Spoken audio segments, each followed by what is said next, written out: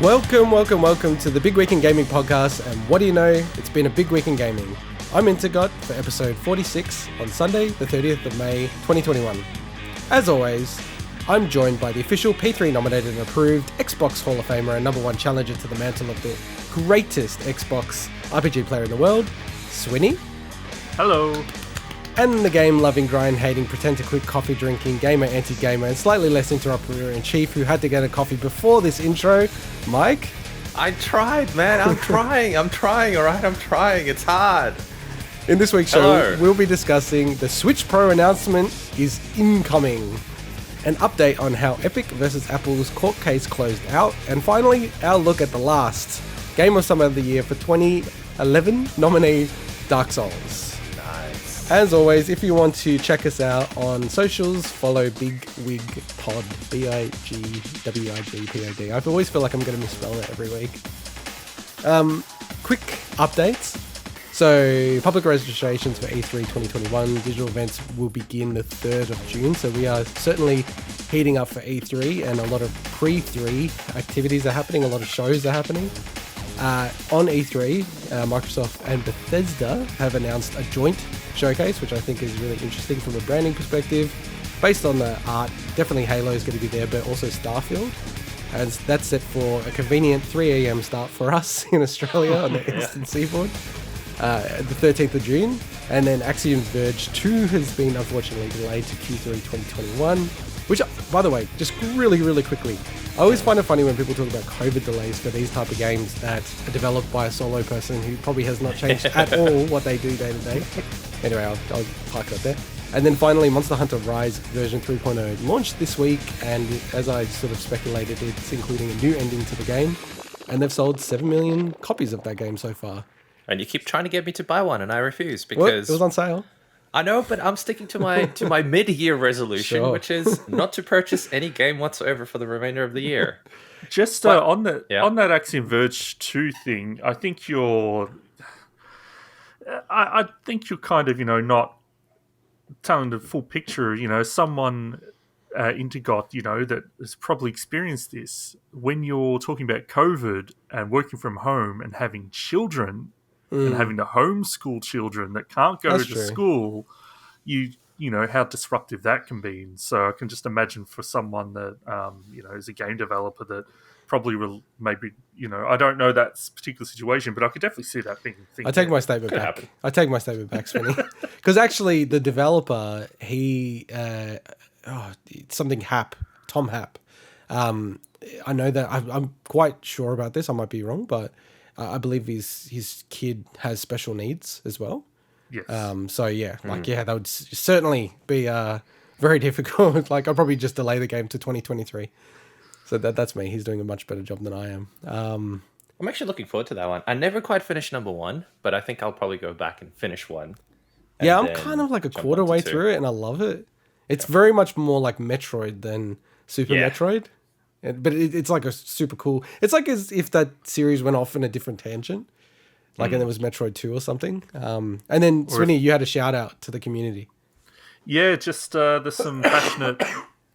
There's some passionate Pocky and Rocky fans out there. So just wanted to just give an awesome shout out to them.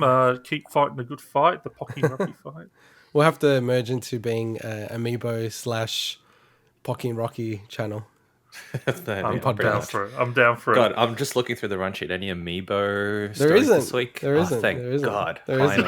Finally a week of no Amiibos. I think I counted it. I think it's like 1/3 of our episodes have a reference to Amiibo in them. Why am I not surprised?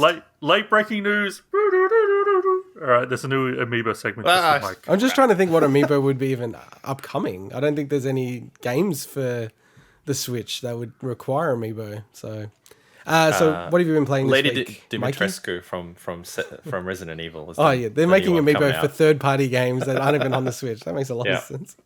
Oh, by the way, just a quick update because we're talking about E3. I think BlizzCon is cancelled for this year because of COVID. So just a mini update on that one. This week, I've mostly been playing Link's Awakening, the new one on the Switch. With the remake. The remake, yeah. The remaster, remake. Well, it's not a remaster. Not Remastered remake. Well, what does it count as remake? I'll give you, Mike, that those terms are confused quite a lot, but this can never be called a remaster. No, I know, but it's like it's like it's supposed to be faithful, kind of like how Dark Souls is faithful, right? Faithful I never remake. played the original. A faithful remake. That's what. So like everything's in the same place, right? Yeah. As in all the enemy no. There's new placements, seashells. There's new seashells. Okay, well, yeah, but come on, that's fine. Minor little. And there's the dungeon builder, obviously, that was not in the original. Which, yeah, I played a little bit of that, but it wasn't that great. But yeah, I finished that. So it wasn't a surprisingly long game. Well, why would it be long? It's a Game Boy game. No, I know that, but I think the length of it is derived from the fact that sometimes you're like, what the heck do I do next? And it's interesting because. So I was to say, also, most classic Zelda games aren't very long in general. Yeah, that's true. Yeah, they're not long, but I wonder, again, I think part of the length is because unlike modern games, there's no hand-holding. You have to, figure out this little obscure thing, then you have to, I don't know, push this rock in a random place to progress the game, like that kind of thing, where a lot of games would probably put a little quest marker right there and then on that spot nowadays. Whereas back then, it's like, well, no, you can run around in circles for an hour trying to figure out what to do next. Yeah, I'm not sure if that's by choice, though. They probably wouldn't... They don't have the space on the cartridge. No, I don't think it was by choice, but I think it kind of like... It creates almost an artificial... Not an artificial barrier in a bad way, but it creates a barrier and introduces a longer time just because of the fact that you have to figure out what to do next. Which is kind of cool. I didn't mind that, to be honest. So anyway, I finished that. My girlfriend's now heavily into it. She's addicted to it, I think, because the first thing she asked this morning is, can I have the Switch? Is it charged? So she's playing through that. And nice. And I started A Link to the Past. Which is on the SNES, on the Switch as well, but the SNES version of it, which I'm not enjoying as much, to be honest. Maybe because I went from, the nice, new, flashy, smooth gameplay to what is now a bit of an outdated gameplay where, I get attacked by a crow and sometimes it's really hard to time exactly when I'm supposed to be swinging my sword in which direction. And even though technically you can move in, 8 different directions, you're only really swinging in 4. And anyway, but I'm playing through that and I'm enjoying it. And I'm like, man, I could really see how awesome this would have been for you guys playing it back in what, the mid-90s or something? When would you have played this game? Early 90s. Early 90s? Oh, it would have been so incredible back then, playing it on the SNES. So yeah, really enjoying those. And that's pretty much and then, of course, I started playing, Swinny knows this, just a little bit more of Cyberpunk to wrap it up. I looked at it and I put 70 hours into it. So I know you're going to talk to us a bit more about it, and I'm looking forward to it. And I'm also keen to see how much time you've actually put into it so far. So yeah, just to clarify, so Link to the Past came out in November 1991. 91. So it's nearly 30 years old. It's incredible. That's crazy. Still holds pretty well, to be honest. It's and yeah, the story and everything's really cool. So I'm glad you guys got me into playing these games, so I can experience the whole Zelda thing. But I'm a little worried now that I'm going to go down the whole thing that Intergod did, which is there's all these like games that I never played, like Ocarina of Time. Oh, you got to play Ocarina of Time. I'm going to have to play all of them now. So yeah, that's going to happen. But I think Ocarina of Time is like one, like... Swinny, help me out here. I mean, what would be... maybe Super Mario Brothers. If you kind of just say you have to play this game, if you're a gamer... Ocarina of Time would be up there, but maybe Super Mario Brothers would be number 1 for me. What do you reckon? Okay. Yeah, look, Ocarina of Time is one of them. Thankfully, it got while a lot of people don't like that version, it at least got a bit of a facelift with the 3DS port. And, some of the issues that game had specifically around like the water dungeon with the metal boots or whatever it is, that they fixed some of that stuff that I'm just thinking, as someone coming new to that game, that would probably be way more frustrating than people that experience it the first time. Right. But at some point, surely there's got to be a full remake of that game, so. Well, like a remake, right? Not like... Yeah, an actual remake. Yeah, and almost not a faithful one, I think. But that's such the challenge, right? It's a bit like Super Metroid. For me, I kind of... I feel like Ocarina of Time probably needs it more, but Super Metroid, if they remade it, I don't know. It's really hard for me.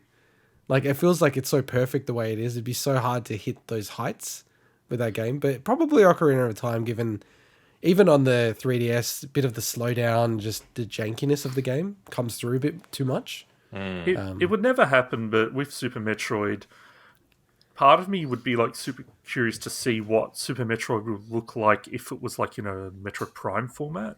Obviously, they would have to change a lot about the game, but just to like experience it from that gameplay perspective as opposed to the traditional 2D would something I've always been. I would enjoy it in. So Link's Awakening, I thought was really cool. They did. I mean, again, I have never played the original, but I think I want to actually see it just to compare side by side now. But I feel like that's a really good remake where you maintain the original. The gameplay is pretty, largely the same, but you just zhuzh it up for modern graphics and modern systems. And if they did something like that with Metroid, I reckon it'd be awesome. And I really enjoyed Super Metroid when I played it on the SNES on the Switch. Yeah. So a modern version of it, still being faithful to the original game, would be really cool. Actually, when I think about it, if you finish Link to the Past, and given now that you've played Super Metroid, you can play the randomizer that merges Super Metroid and Link to the Past together. Okay. So you'll go through certain like tunnels or dungeons, and it goes back and forth between the two games. It's awesome. Really insane. It's so cool. It's amazing, and the way how they're able to do it is just almost like coincidental in some ways. Yeah. Okay, it's just wild. Wild. I mean, just a short story on that is basically it's accessing RAM, and because like where it's accessing the RAM, each of the games is accessing the opposite half of the RAM.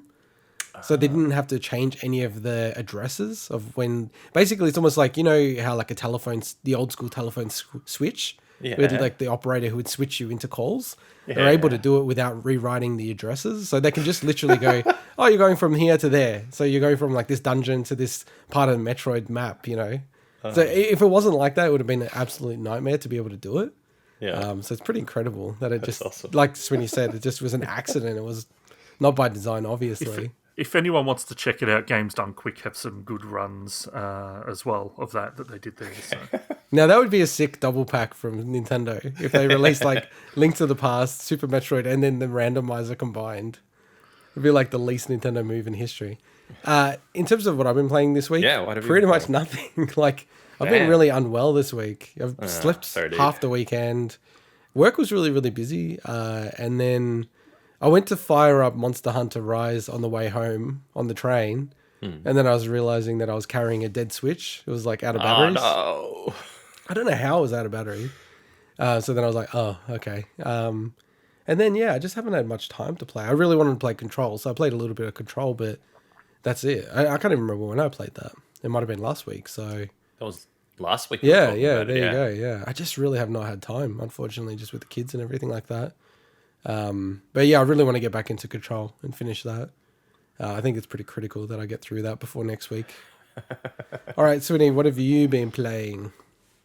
So I have been playing essentially nothing but Cyberpunk 2077. Nice. Put a lot of time in that this week. And got to say, man, the game, it took a little bit to completely win me over, but I love this game so much. We know, I don't have to state all the reasons why, we know it's not a perfect game in any way, but there's just something like, I think when it started really clicking with me, you start to fall in love with the world and the characters and everything. So what I thought I would do is actually do a little bit of a thing where I tell you guys 4 things that I loved about the game, and actually 4 things I hated about the game. Now, hate's a bit of a strong word. Some of these are like I strongly disliked, but to give I guess a bit more context where I'm up to, I've actually finished the game. Oh, so so like actual ending, the ending, main everything. Story.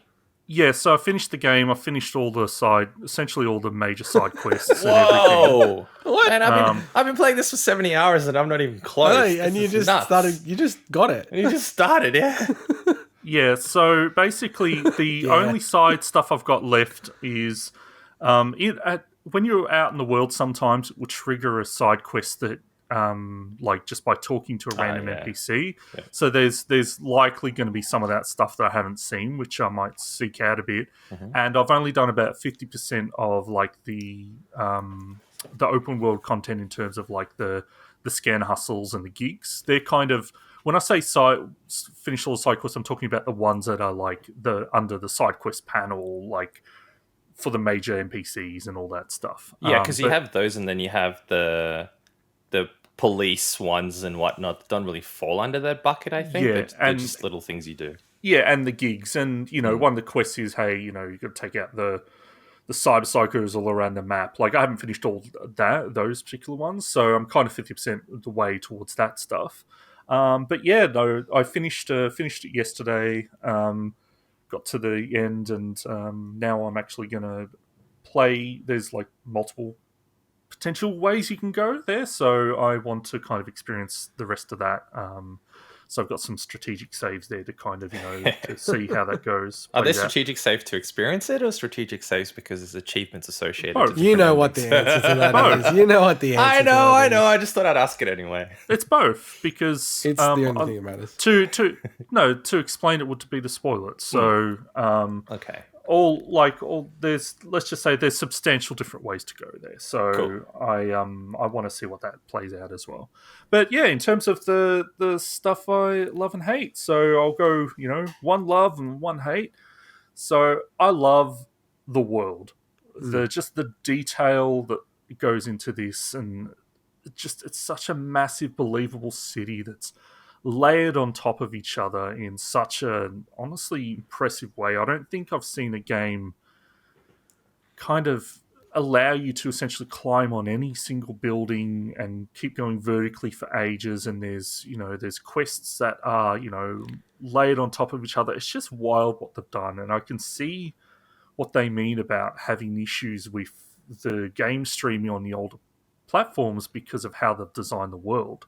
But the actual, it feels weird to say, but once it starts click, like it feels like a real world in a lot of ways, and I think that's just such a testament to what they've done with the game. In terms of one thing I hate, I got to get it out at the start. It's the bugs. Like, this game, while it's generally stable with the current patch that I've played it on, it gets really glitchy. And I said last week that I haven't really experienced many. I started experiencing a lot of those. And those we should bugs and ask, glitches. even though we know what the answer is, what are you playing it on? I'm playing this on Xbox Series X. So which that seems game to be more stable than PlayStation 5 as a platform, from what I hear from everyone. It runs like, I honestly don't think I've seen it. I haven't had any noticeable drops below 60 frames on Series X, and it looks really, really good outside of, I'll get to the graphics pretty soon. But in terms of the glitches, I started hearing glitches where the NPC audio just stops working completely. The audio dialogue, like whether or not it's a phone call or you're speaking to someone on the street, and for a lot of these glitches, the fix is generally, hey, save the game and reload it, and it works. There's times when that doesn't work and you've got to save, restart the game entirely, load up your save, and it fixes it. But this is the kind of stuff that, I mentioned, it feels like the game's kind of held together by duct tape. And a lot of that is just, honestly, if you want to play this game at the moment, like, it's stable, but you got to have some safety saves just in case. But my recommendation in general around this is you wait, 100% wait on this game until they patch it even more. So another thing I love is the graphics. This game is just fucking gorgeous. It's beautiful. It's so good. Like, the use of color, the weather effects, like this, like the sandstorms, the rainy nights, the lighting, they just absolutely nail it. Now, when you start looking up close, the facade starts to kind of disappear a little bit in terms of the textures, at least on console. Or like you'll be looking at a plate of food and it's very rough. But when you take it as, I guess, the whole package of the scene that's being presented to you, the game just looks amazing. The art design is fantastic. So I think they nailed it there. Now, the next thing I hate is the inventory. Oh my god.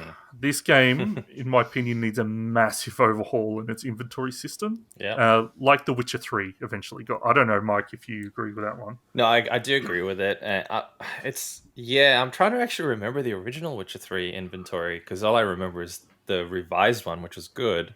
But yeah, this one, I find myself constantly having to clear it. And there's certain things that there's no way to, like, for example, quickly mark something as junk, I think, and then just get rid of. So it's 100%, little things 100%. like that, yeah. You end up just constantly having to manage your inventory because you pick too much shit up. That junk, not being able to junk and bulk disassemble or bulk sell is one of the biggest flaws this game has outside of the bugs to me. Because, as you said, you're constantly picking stuff up, and this game allows you to pick anything up. There's no, like, oh, you stole this kind of stuff. So you are always looting without any care, really. So you start to get lots and lots of stuff, and at some point I stopped looting all the enemies unless I saw it was like a rare item. I just stopped looting them because I'm like, I just don't want to go through and have to disassemble stuff one by one, because you'll go through disassembly and then I end up disassembling something by accident that I didn't want to, because it's weird as well. You do something and it like flickers on the because it changes the order. It refreshes the order and stuff, and then sometimes you can screw it up if you're not careful. There's a lot of work they need to do in the inventory. But I guess the third thing I love is I love the story and the characters in this game. Oh, really good. It definitely got a lot of Witcher vibes in how it builds out a strong cast of characters that you actually grow to care for. Now, they're not all of them are great. Some of the smaller NPCs for some of the side missions are like, okay, they're kind of very much caricatures, but I mean, this game plays on that stuff. But I think characters like Judy in particular, I think I love how she's written and where the story goes with her. But as for the plot, man, I love this. It goes places that not many other games go, and the thing with the main quest, this might be one of my favourite main quests I played in RPG. Whoa, okay, that's a big claim. Yeah. I think the way that this plays out is fantastic. There's it's artificial, as in it's not real, but it feels like there's a sense of urgency to the main quest that makes you want to actually do it, unlike a game like Skyrim. It actually feels like, I need to get to this stuff at some point because it's important to the narrative. And I guess for characters as well I actually think Keanu is absolutely brilliant. Keanu Reeves as Johnny Silverhand. I actually think he's great. He is, but what do you find of his voice acting? It's Keanu Reeves. I mean, he always has that monotone thing, but I like it. I think this might be my favorite performance of his. Oh wow! See, that's really fascinating, because to me his voice acting is actually probably the weakest voice acting in the game out of all the other characters. Like, I liked it. I really liked it. It wasn't bad. It's just that it felt the weakest, if that makes sense. It felt like to me, it was the most disjointed voice, if that makes sense. Where I'm like, it sounds super monotone sometimes. I get that it's part of the character, but at the same time, it feels like it was reading lines sometimes. Look, there's times when that definitely happens, but he has a lot of dialogue, so there's a lot of chances for those misses. But I think in general, I was expecting it to be, it's Keanu Reeves, and he sold me on the character. I think it's really, really good. It doesn't feel shoehorned in or anything. It's really, really good. So I guess the next one, I hate the open world content. Specifically the NCPD scanner missions dotted around the map. They just feel like absolute filler to me. And after like the 50th one you've done, I was just getting bored with it, and I've still got to go and do the rest of them if I want to get 100%. And it helps to level your skills up. 100%. Yeah, yes, I know. That's why I have to always say that last part of the sentence, just for you. Some of the gigs are cool, while others are just like, hey, get into the building, kill a dude, and get out. And it's like, But some of them are decent. But those filler missions, those like NPC scan hustles and stuff, I'm not a fan of those. For the fourth and last thing I love the controls in this game. For a developer that's never had first-person shooter elements or drive mechanics in their games, I think they did an awesome job with it. Oh, yeah.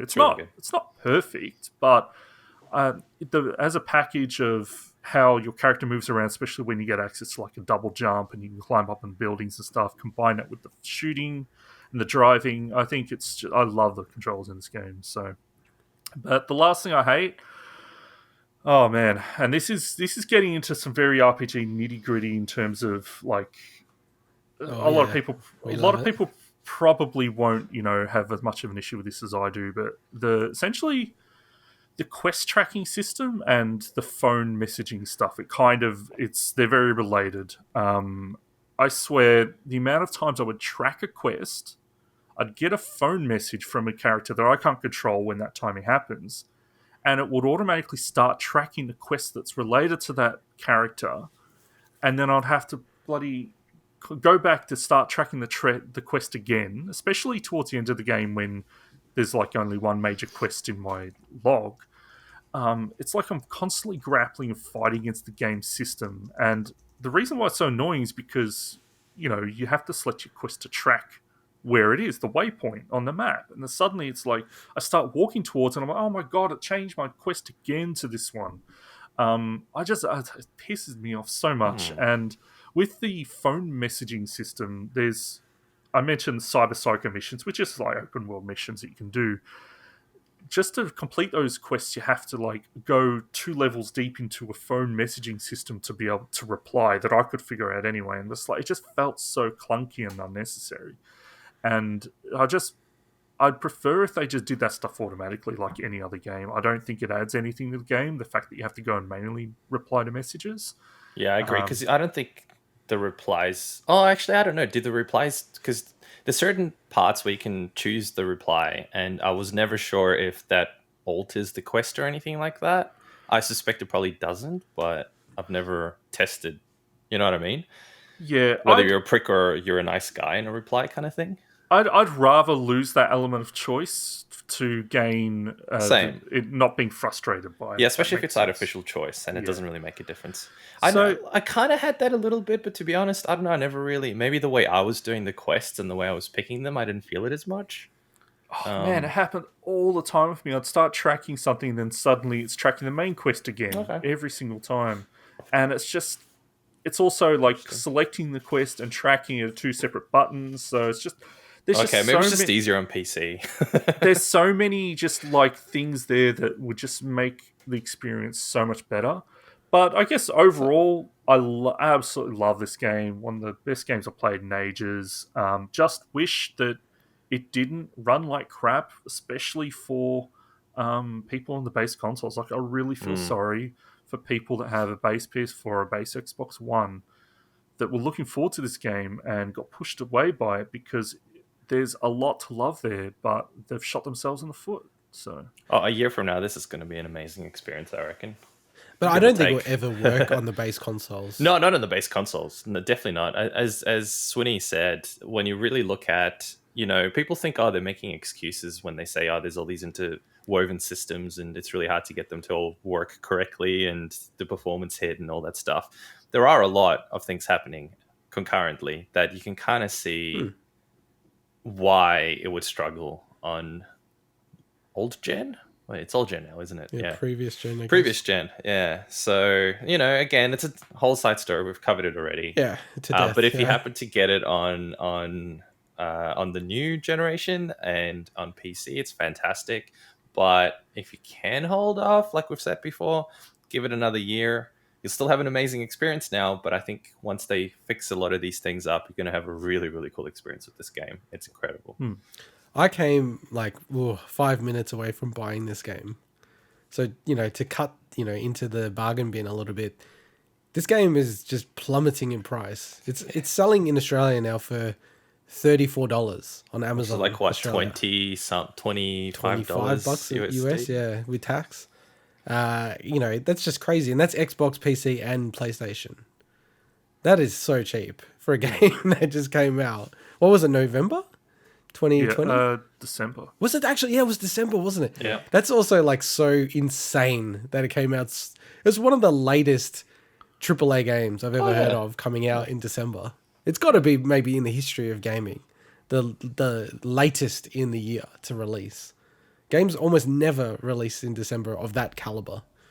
So I was so close, but then I'm like, you know what am I doing? Like, I feel like it's still ways away from being refined, and I doubt it's going to go up in price from this point. It's a bit of a sad story. And I just worry, I don't know about the studio again, if they don't get it, they just won't get it working on the Xbox One and the PS4. And you feel like they're just waiting for more people to get those consoles and then just move on and forget about it. I feel like that's almost a strategy now. So talking about something that we, Cyberpunk, we've talked to death. Let's talk about a topic we haven't at all talked to death on the podcast. Switch Pro! Well, the new Nintendo Switch Pro is incoming. The Super Nintendo Switch. The new Super Nintendo Switch Pro. So credible reports from Bloomberg, and then also backed up actually by Eurogamer with their own sources, are saying that it appears that Nintendo is ready to announce the new Switch model, and not only announce it at E3, it's announce it before E3 at this stage. And at one point, over the last, 3 or 4 days, people felt like it might have been announced before even the podcast went live. So Friday, Saturday, our time. I was worried about that. I'm like, oh man, do I have to change the run sheet? Being the nerd that I am, the thing about that is, in the States, it's Memorial Day. So Monday is a day off for everyone, well, like the majority of people in America. But a lot of companies give Friday off as well. And that's the same as Nintendo of America. They give Friday off.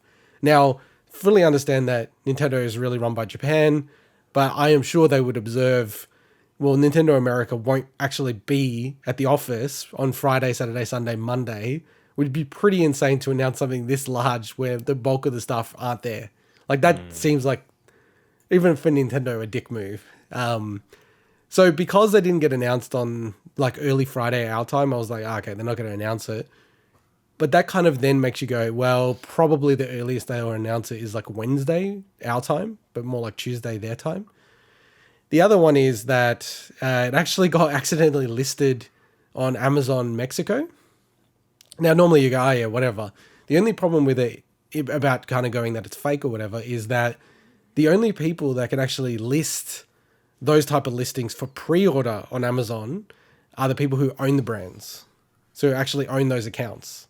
So I can't go on Amazon. I can go on Amazon and list a Nintendo Switch and say it's available for $800, but I can't list for pre-order a new product unless I own the brand. So, they've stuffed up a lot of times in the past, Amazon Mexico. There's a few games where they, like Spyro, they listed it, the Spyro trilogy re-release. And then they took it down straight away. So, look, for a long time we've all felt this is coming, but it does actually seem like there's a lot of things pointing to it coming out very, very rapidly. And it's going to be interesting because the Nintendo Switch, they just released that as a Twitter post. The Switch Lite, sorry. So I kind of wonder, is that all they're going to do with this as well? Well, so we've talked about in previous segments, what the reported details are around, the new 7-inch screen, and, the 4K support and stuff. I've started hearing some stuff that maybe this doesn't have the 4K support. I don't know. It's kind of like do we still think this is the full upgrade? As in the proper... Because, it worries me because it says with the previous model being phased out, right? I think it's like the new 3DS. I think I've said that before. The new 3DS wasn't really a huge boost in performance. Correct. Or anything, was That's it? what I think as well. But do we still think it's going to have the 4K support DLSS stuff? Look, I think if they can do the DLSS stuff, it's a no-brainer because it's hardware that does that work. And it kind of makes sense that maybe they'll always just target 1080p, and then actually DLSS doesn't work like that. They still need to be within some kind of realm of the 4K. It'd have to go to, I don't know what it is, like 1440 or maybe even higher to then upscale to 4K. But I don't know. I'm not really pro 4K. You guys know that I'm more of a 1080p kind of person. I'd rather 60 frames per second than worrying about higher resolution. Well, yeah, it's same, just... especially for Switch games. Yeah, it's just given the fact that I've got a new TV now, I'm much more observant. Sensitive I'm much more observant of games that do and don't support that stuff Always than new I have Swinny. than I have been in the Resolution over past. frame rate. So He's changed. You changed, man. You've changed. You used to be cool. no, but you always, it's like, when I got my first 1440p monitors, now, like suddenly it's like Yeah. you No, I know what start you mean. looking out for the stuff that before you didn't care about. Yeah, for sure. Well, you can see it. Yeah. But before you couldn't. I'm sure if you look at something that's 720 on your 4K massive ass screen, you'd be like, oh my God, this looks terrible. Also, the thing is 4K TVs don't upscale very well. So having things in native 4K is kind of important for 4K TVs.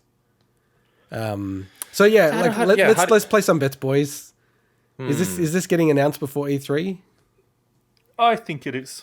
Probably, yeah.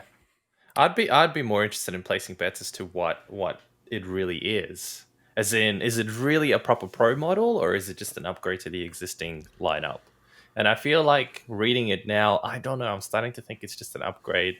It's not the Pro that I thought it would be, if that makes sense. Yeah. It's not the Series X.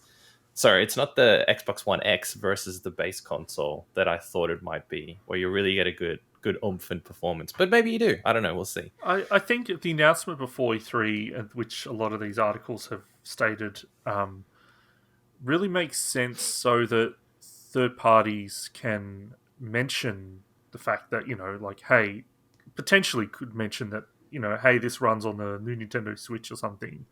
And it kind of clears the air for the games lineup as opposed to having to spend half their direct on the new Nintendo Switch Pro or whatever. So Yeah, look, I'm in the same camp as you, Swinny. I think when I don't know who said it, but maybe it was in the Bloomberg article, but where they're sort of just saying, getting the announcement out there that just means people can get excited about, hey, this game's going to be supported on the Switch Pro and it's going to run at 60 frames per second. I don't know, like, I get what you're saying, Mike, about, like, the big bump or whatever, but number one, Nintendo doesn't really care about that. Number two, they just want to make sure everything's profitable. Number three, it's now more than 4 years old, the Switch. So a 4-year jump in technology, even if you're kind of holding everything static in terms of, you don't want to spend more, you don't want to make it a supermodel or anything, just having a 4-year bump in technology, you're going to have a massive increase. Given the tech that they're using and the maturity and everything, you look at it, and I think almost every game that wasn't 60 frames per second should be bumped up to 60 frames per second. To me, that is huge. Like, I've been holding off playing Xenoblade Chronicles because honestly it just runs like trash. It's a freaking awesome game, like both of them, but they just run like trash. And when the Switch Pro comes out, they're some of the first games I want to play. And there's a stack of games like Link's Awakening. I'd play that again, but just the hitching and all that kind of stuff just is so annoying, and it really threw me out of the game too many times. Yeah, but all I'm saying is don't get your hopes up. It's not guaranteed that it's actually going to fix some of that stuff. Well, I think if the game prevents it from being fixed, that's one thing, but just given the boost in power of 4 years, I'd be shocked. You'd think if it doesn't start hitting 60 frames per second. The same as like Hyrule Warriors, that runs like crap. There's a lot of games on the Switch, I think we all know, that don't run that well. And for me, just getting that bump up is going to be massive. It's going to be awesome. And, honestly, as soon as it becomes available in EB Games, I'm just going to buy it straight away. I probably will too. Let's be honest, yeah. I'll trade in the one I just bought. So, I mean, we're both day oneers. Where are you going to land on that, Swinny? Well, there's two things here. So first of all, I want to see what that whole 4K sport upscaling potentially is. You've changed so much. What are you laughing?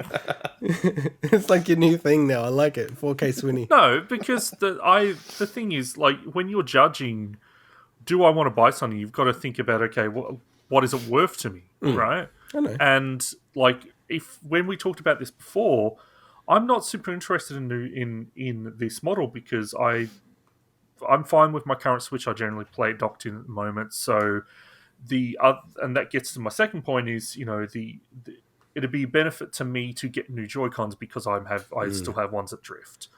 But when you combine those two, I'm interested just to see what happens there. I don't think they're going to fix the Switch drifting problems, but just getting a new set of Joy-Cons is, those things are expensive just by themselves. So, but I'm interested to see what they do with the hardware. But honestly, I'm not going to be in a rush to get this, and I don't think I'll be able to get one anyway if I wanted it. So.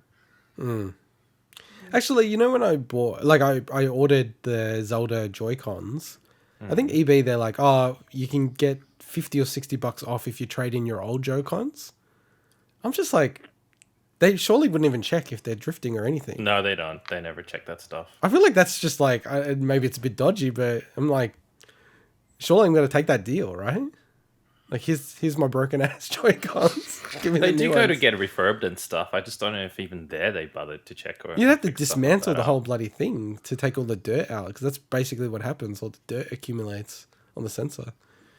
Yeah. Look, let's hope that next week the announcement happens. You just look at Nintendo. One thing that I do wonder is, are they going to look at it and go, all these reports have come out. F you, everyone. We're going to now hold it back. I mean, they're so insane. They might do something like that, which would be pretty funny. All right. Well, so Swinny's a day one if it's got good 4K support. That's what I'm reading into this. Nope.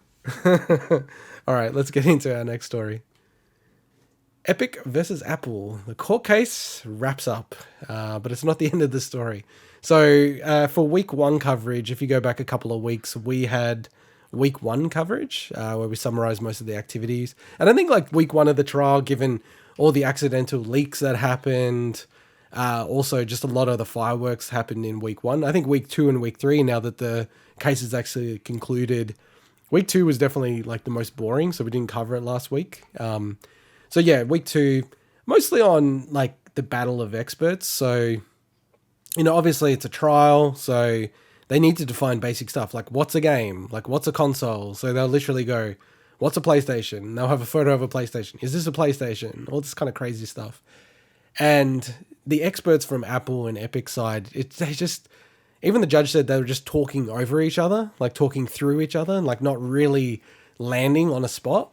And fundamentally, they're trying to define what a market is. Because to be able to say you're a monopoly and you're abusing your monopoly power, that's a really key thing that I think you just can't emphasize enough. In America, it's not illegal to have a monopoly. It's illegal to abuse your monopoly power in a way that's illegal, which is not really well defined at all. It's just like literally one sentence in legislation. So essentially, Epic is trying to, and I think it's pretty hard to actually make this case, but they're trying to say each step of the journey of getting like an iPhone is a market. So there's a market for phones. Then the App Store itself is a market on itself. And then in-app purchases is a totally separate market. So those three things, you could argue, have nothing to do with each other. They're all disconnected. Whereas Apple, and I'm not pro-Apple by any means, but Apple is like arguing that the whole ecosystem of the iPhone, when someone buys it, having the whole App Store, everything's integrated, highly secure, all these kind of things, that is one market. That is a holistic walled garden from their perspective. And I think like generally from, you listen to the line of questioning from the judge, probably is siding a little bit more on the Apple side of the fence in terms of, where that actually stands. I think from week two, and it went into week three, the one thing that is really interesting for Epic, and I think just taking a huge step back, most people looked at this case and thought, no, Epic has got no chance in hell. They've got the money to go fight the case, but they just won't even come close to winning. I think that opinion has changed a lot. And if there was a betting market around it, like Epic's odds have shortened a hell of a lot, that's for sure. They've made a lot of good points. The judges kind of like lent into what they're saying. And from week two, the judge kept on leaning into this rule. And I've personally experienced this rule as an app developer in the past. And just the way that Apple does things, they have a rule around, you can have, just say with Netflix, you can buy a subscription to Netflix on netflix.com. But if you download the Netflix app on iOS, you cannot at any way tell people through the app that they can buy a subscription on the website. And you can't point them out to it. You can't like go click here to get a subscription and jump over to the Netflix site. So it's like anti-steering. And it's part of their rules. And to me, it's always felt, sure, there might be ways that you can do it so it's not so in your face, but that's always felt like a bit of an abuse of their power. And it's not something necessarily that it started with, in a way, like when they started the App Store, but became very strong all the way through. Like, because companies were trying to skirt around it or kind of provide hints to customers, but they would like shut it down a lot. And then, you had even questions from the judge on this very topic that just basically said, what's so bad about it anyway for consumers to have a choice? So that's referring to, okay, you can buy the, V-Bucks for Fortnite by clicking that button that pays through Apple, or, click here to buy it through the website. And that mightn't even mean, not necessarily like, hey, it's cheaper if you buy it through the website. It's just, here's an alternative, which Apple doesn't even allow. So I think that's one part of the case that, is quite interesting. I think on the other side, and, Apple made this case very, very well, is that they have not actually changed. So from the start, when they launched the App Store, they always had a 30% commission on apps and in-app purchases. And to really land yourself successfully with antitrust in the US, you have to show that you've abused your monopoly power. Now, how can you really argue that they've abused their monopoly power where they haven't actually changed the commissions? They haven't changed the in-app purchase commissions. They haven't increased it. They haven't done anything like that. So just on that note, yeah, I could be wrong, but haven't there, in terms of like the market of the actual like the phones themselves, and I guess like the OS spread across like mobile phone owners, haven't they actually lost market share? Hasn't Android grown, I should say, as opposed to them losing it throughout the years anyway? So hasn't that, like, you could argue the monopoly maybe isn't as big as it used to be? Well, it depends on how you look at it, right? So if you're talking about phones, physical phones, yes, 100%. Like, they've gone from, it was like about 50-50 in America at one point, and they're down to like 20% or 15%, some ballpark like that. But probably where you need to like focus on is where's the money, right? Like, who's actually making the money?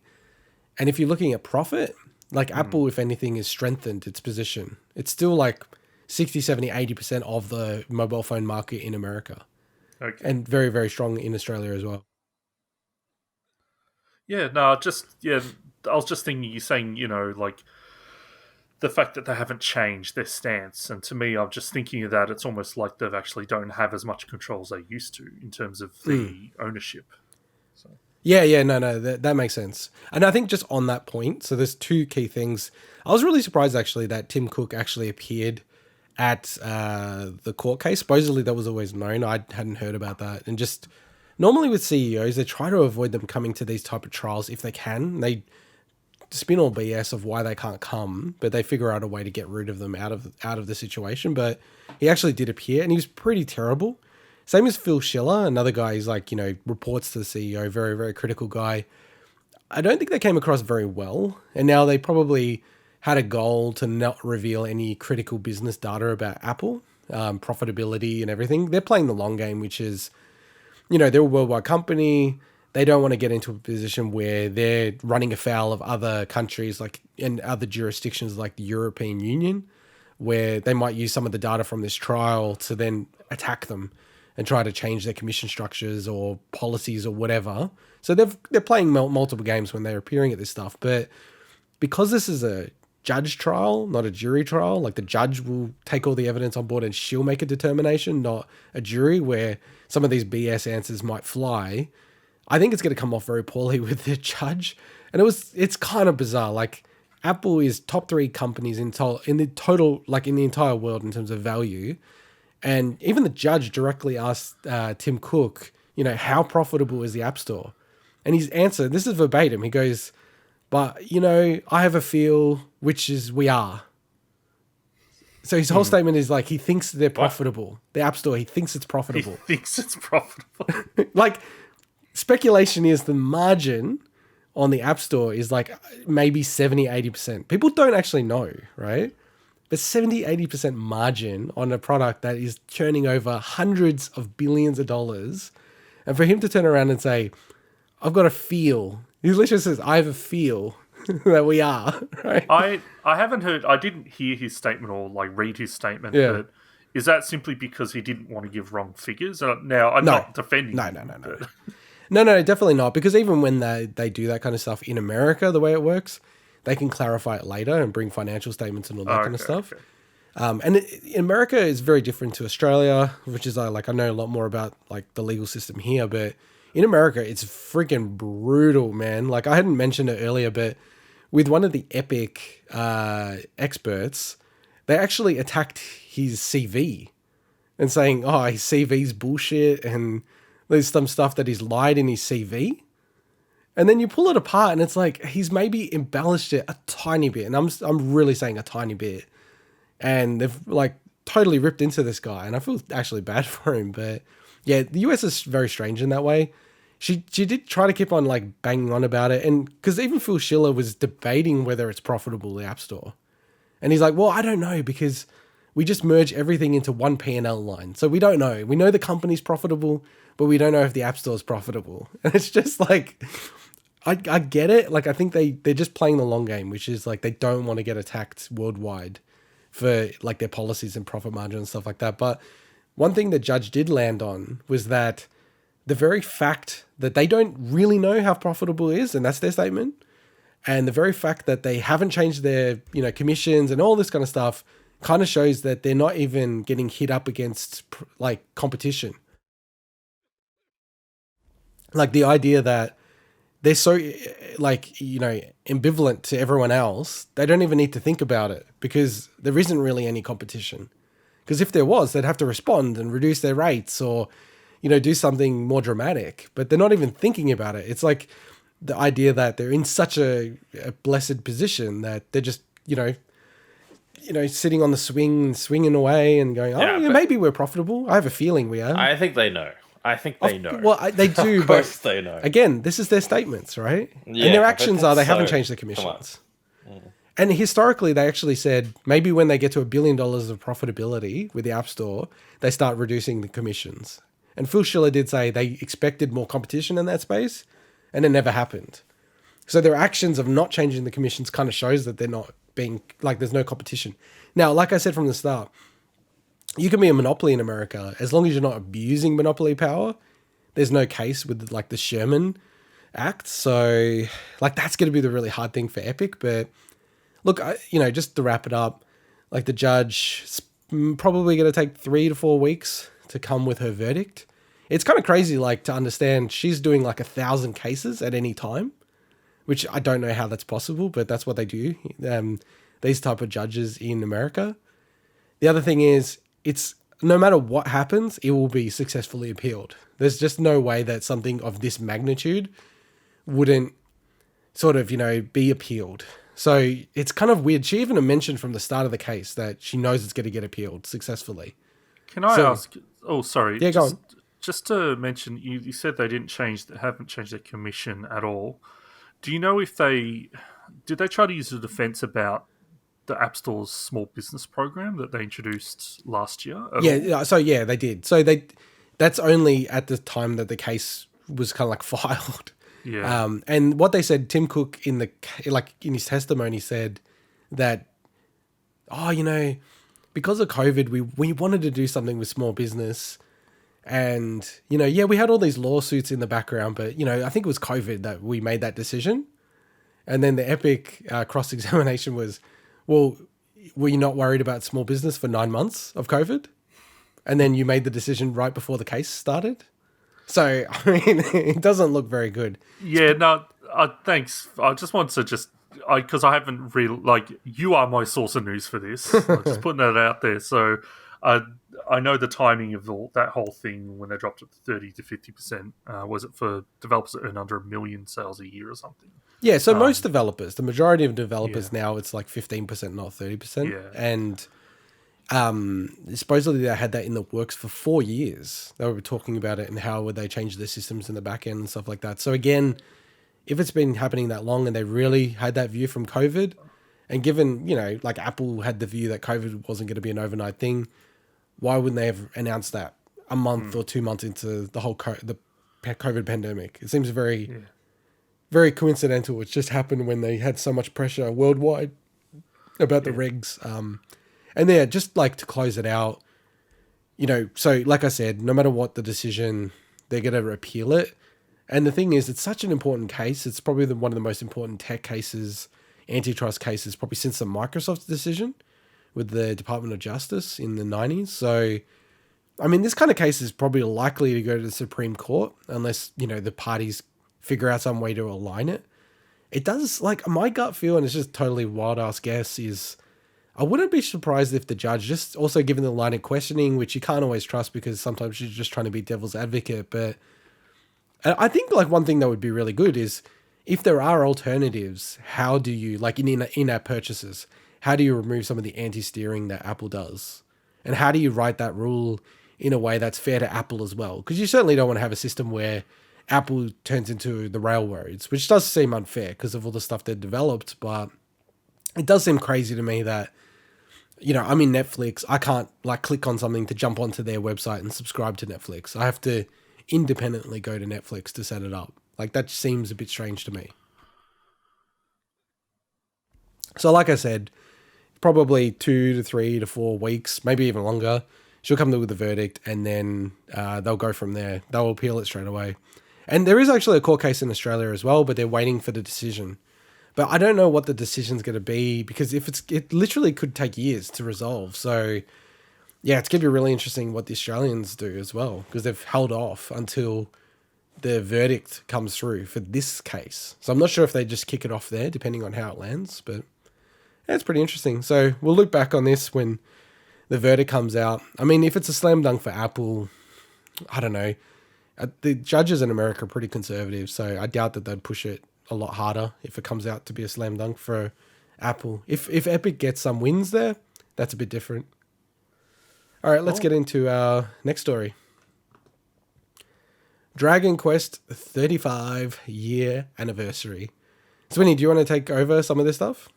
Yeah, I'll just mention just some of the highlights that they announced. They announced a whole lot of stuff, including a lot of Japan-only titles, things like updates to their Dragon Quest X, their MMO, and things like that we're not going to kind of get into the weeds about. But the big stuff, so they officially announced Dragon Quest XII, The Flames of Fate. So the next main entry in the series. We have no idea what platforms it's going to be on. There's a very good case it will probably be on the Switch. I don't think so. Well, they've always released on Nintendo platforms like the last, even Dragon Quest XI was on 3DS. So if you think there's no 3DS anymore, to me the Switch is a safe bet for that, just personally. But I think that, I don't know, they've been weird with the Dragon Quest series over the years. The fact that they moved to handheld for a little bit and then back to main consoles and stuff as well. But yeah, so they only showed a logo, but the game is confirmed to be running on the Unreal Engine 5, which I believe went into, was alpha recently this week? Or something early access, I think they call it. Early access, yeah. So that's honestly, that's cool, but that's not probably the favorite news of the week. Well, just before we move on to that, like, just the reason why I don't think it's going to be on the Switch is because they're doing it in Unreal Engine 5. Like, actually, to me, that's a good point. Actually, that's a good point. I didn't link that together. And just to be clear, like, so like Epic, who runs obviously Unreal Engine, they're extremely good at porting these things. Like, they port it to like mobiles and everything. So they've already said that Unreal Engine 5's going to work on the Switch. But for me, if you're using an engine that is like cutting edge, like Gears of War, the new Gears of War, they're saying is going to be on Unreal Engine 5. I feel like they'd be targeting something that looks insane, like looks really, really good. And you can kind of see that from the teaser trailer. Like, they're trying to go for a bit of a different look for the game. So fair point. I just feel like maybe it won't be. Maybe, given how popular Dragon Quest XI was on PlayStation and then subsequently, Xbox and everything, maybe they're like, hey, let's try to make a grown-up version of Dragon Quest. And there's plenty of other games, as we will talk about, that are, would appeal to the Switch audience, I think. Yeah, I just think the player base and the strength of the Switch in Japan specifically at the moment is so ridiculous that. But look, sometimes Square goes with odd decisions for platforms and stuff. That's true. That's true. We'll see. But to me, the coolest news was Dragon Quest III is getting a remake, specifically a HD 2D remake in the vein of your Octopath Traveler and Project Triangle Strategy. This looks awesome. This looks so good. Yeah, it's unreal. Now we don't, just like Dragon Quest 12, we don't know what consoles. Maybe, maybe this one is safe for Switch. I don't know. No, it's got to be for the Switch for sure, given that Octopath and Project Triangle, as you've written it, Triange. Triange strategy. Now, this is the people behind, like, Bravely Default 2 are involved with this stuff as well. But like when we talk about development teams in there, like it's so confusing trying to look that stuff up because things change names. There's internal Square Studios that get renamed. Like apparently this has been developed by Team Asano, but that's not the name of who developed the Bravely Default 2. So there's a lot going on there. But all I know is it looks cool. I'm still very much a newbie to the Dragon Quest series. As much as I love my RPGs, it's the one series that I've kind of never really spent too much time in outside of Dragon Quest 8, a bit of Dragon Quest 11, and playing some of the originals on like their mobile ports and stuff. So I'm keen to try this. Honestly, this style of gameplay is more appealing to me than Project Triangle Strategy. So I'm keen to see how this plays out. I was gonna try to find the clip, but I think I said any game that Square Enix is gonna release in this style, this HD 2D style, as they're calling it, I will buy. So I guess I have to buy this game. And then I got very nervous. So we haven't really spoken about the fact of how they presented this whole thing. So they had like the Dragon Quest, one of the co-creators of Dragon Quest, the whole series, and then like a Japanese model named Joy present all of these things. And it was really like oddball, very Japanese, right? Like whole bunch of stuff. They're like, look at this really exciting stuff. Oh, sorry, it's only for Japan. Sorry, everyone else who's not in Japan. Like, I don't know. It was very odd the way they did the whole thing together. And then they had one of the producers who like runs, that component of Dragon Quest, who's like the person who calls them out, like says, hey, you're saying too much. You know too much. You're not meant to announce this stuff. And it's hard for me to know how much of this is staged or, it is very Japanese. Maybe this is real. And they're literally trying to prevent people from saying too much. And he actually had a bell. You should actually listen to it. It's really funny, Mike. And they're talking about Dragon Quest 3 and they're going, oh, it's going so well. We've already started working on Dragon Quest 1 and 2 and we want to do Dragon Quest 4. And then the guy's ringing the bell like crazy. Wow. But surely, I mean, if the guy had a bloody bell with him, is that not staged? Or do you think it could still be legit and it was just a way, in case these guys are going to get out of control, I better take this with me kind of thing? I mean, it seems more common in Japan, doesn't it, Swinny, where you have creators who say too much. Oh, yeah. And the companies that run them don't want them to say. They have like a structure of what they want them to say. And then they just like say too much to They just get the excited media. about what they're trying to work on. So I was pretty pumped about that. But then I was thinking also, Jesus, if they start re-releasing all of the games, I'm going to get in trouble. Look, we've said it before and other people said it. Just looking at this, you can't not think Final Fantasy VI when you look at this stuff. You're like, oh Thank my you. God, a HD 2D Final Fantasy VI would just be almost like the perfect game. Yeah. I don't know. It's wild. It is wild. Yeah, like Final Fantasy VI, Mike, it's still amazing. Like, I think Super Metroid still holds up perfectly today. Maybe Final Fantasy VI doesn't necessarily. I still love it to death, but in this style, oh my God, that's the first game, Swinny, that I thought of. I was just like, Jesus, can they re-release Final Fantasy VI in this style? Because it doesn't feel like they want to remake it. So this is the best way to remake it, surely. Yeah. Oh, it'd be so good. I think they've probably got onto something that they're like, oh, this is so good now. We can do so much with this. We can make so much money from this. And I'm happy with that. Yeah. So we also had a couple of other announcements I just want to call out. So Dragon Quest Treasures is a Dragon Quest 11 spin-off featuring Eric and Mia as children. So Eric is one of your party members in Dragon Quest 11, and he's definitely not a child in that game. And Mia is his sister, but I'm not far enough. Well, they're brother and sister in the trailer and everything. I know, that's true. So I'm not far enough in the story to know how much of that is kind of teased in Dragon Quest 11, their history and stuff. So that looks interesting. And something I just want to talk about, to me, is just such a weird thing. So is Dragon Quest X, the MMO entry in the series, is getting a version called Dragon Quest X Offline. So they're making a single-player adaptation of the series' MMO entry, which is just wild to me. Now, apparently, the map is going to be smaller and stuff because it's a single-player experience, but I can't think of any game that's ever really done this. Like, a lot of MMOs will have content that's only designed for single players, but to have a version, especially years later, to say, we're now making a single-player version of this MMO we made, it's really, really bizarre. Because it's the 10th year of Dragon Quest X, the MMO, and it's only ever been in Japan, Mike. It's never come out to the West.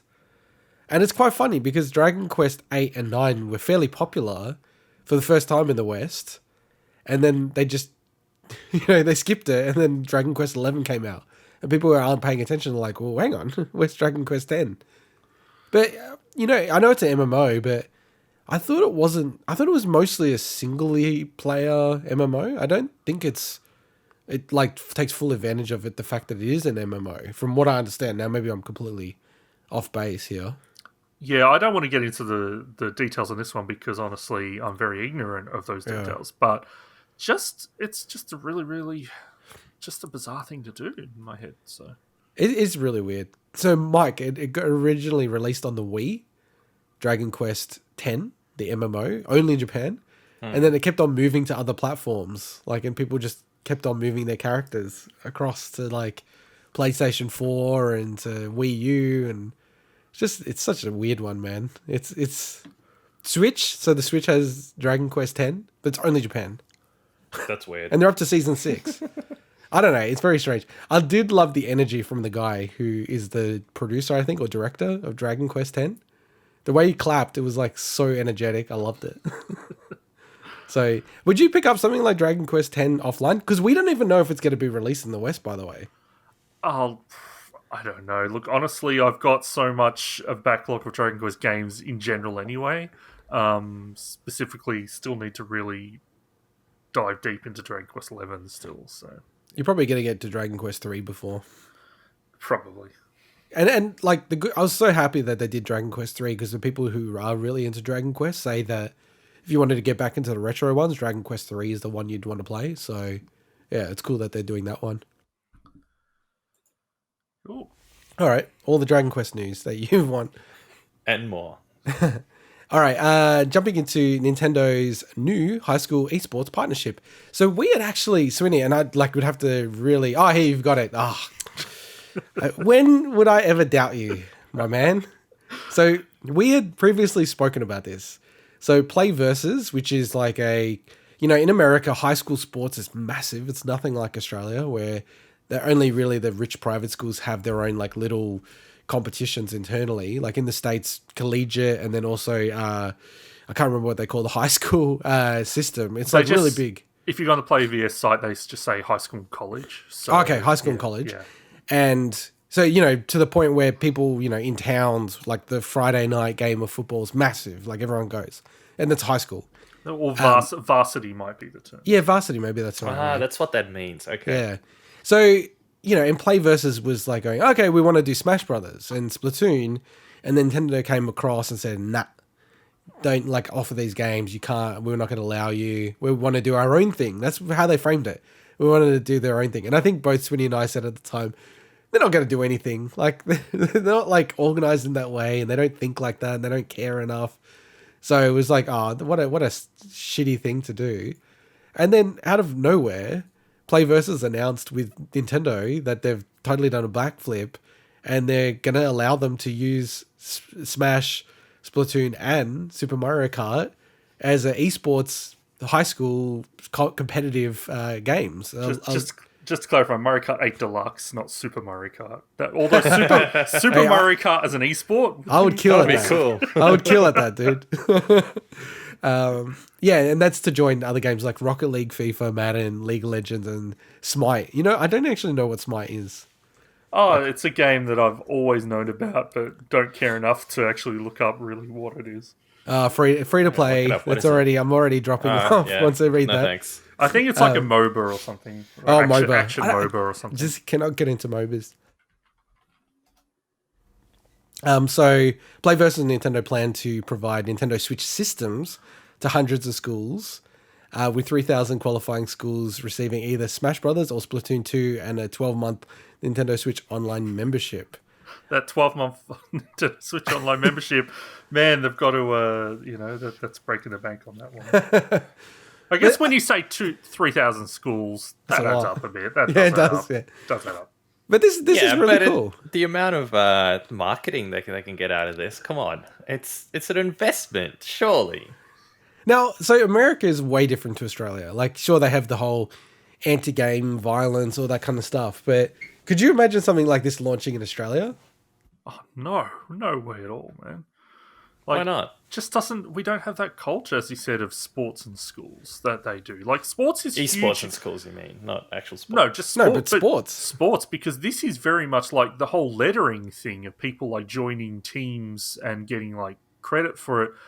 That stuff is like huge in America, especially when you hit the college system. In Australia, I mean, we have like sports is such a huge part of our culture, but not when you're talking schools. Because in America, like I only know because obviously I love Rocket League, but the collegiate Rocket League, so the colleges, universities, that's actually massive in America. So like people are like super competitive representing their university or college. And it goes to their like actual official records at the college. Like, we were state champions in Rocket League at this college or whatever. It's kind of nuts, man. Like, I love that kind of stuff. I'd be so into that. Like, I'm super competitive, and I'd be super into that kind of shit. I think this is a huge step forward for esports in general. While I'm not, we talked about esports. I know Mark's not a fan. I like the idea of esports, but I'm not a fan of esports, if that makes sense. I think this is a huge step forward for it becoming, much more of a mainstream acceptable competitive, competition, which I think is a great thing. But why are you both so anti-esports? I'm not anti. I just said I'm not a fan. No, he's not anti. I don't watch it. Yeah, I'm not anti either. I'm just not a fan either. I just don't watch it. It doesn't interest me. Watching people play games, I find it boring. To be fair, neither of you like sports. Well, it's not just... Yeah, so first of all, neither of us are really big into sports. And secondly, I guess me more so than you, Swinny, I don't like watching other people play games. I want to play my own games. Yeah. I just don't get the fascination of just sitting there watching other people play for hours on end. Which is also why the whole Twitch thing is interesting to me, because I tried looking on Twitch, I tried looking on Mixer and all that stuff. I get bored after like 30 seconds. Check the hot tub category. Even that, I just get bored. I'm like, go jerk off to some porn if you need that. Hey, it's got nothing. Hey, you are sexualizing these bullshit, women. It's got nothing with that. Please. All right, we're going down a dark path. Yeah. So I don't look. Each to their own. I mean, if that's the thing you get off on, or you enjoy watching esports, nothing wrong with that. It's I can totally see the appeal. Let's not combine the hot tubs category switch with high school esports, please. Rocket League. That is. I don't think there's an age limit on the hot tub category, so they're already getting themselves into on the category itself, I don't think there is, and that's because 13 plus. Twitch is supposed to be 30 plus, but really, come on. All right, how many people check for that? Swinny's saying abort. Yeah, anyway, abort. We're clipping this segment. Let's go back to the high school esports partnerships. All right, but I look like we're trying to bring it back. PlayVS is very, very cool. Wish something like this could come to Australia, but we are very immature with games and being comfortable with people even playing games too much. I have to ask, Mario Kart 8 Deluxe does not strike me as a game that would be well suited to competitive esports.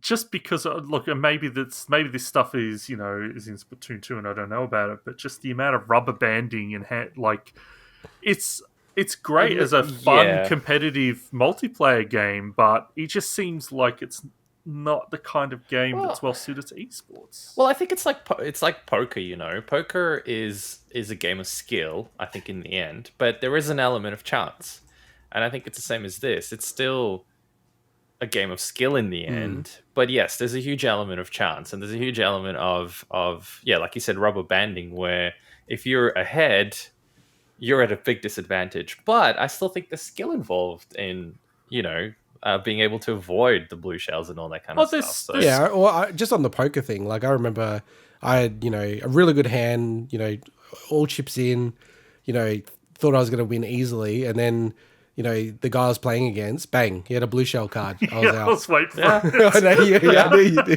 Happens with a blue shell card all the time, man. You could have 3 aces and they pull out the blue shell card. Do you know what I mean? It just seems like the wrong kind of game for that. Yeah, because it's too much. It's not a competitive game. It's not a competitive game. But I guess, isn't it? But I guess if Nintendo looks at, okay, what's the biggest selling game on the Switch at this point, isn't it? Or is that Animal Crossing? Oh, yeah.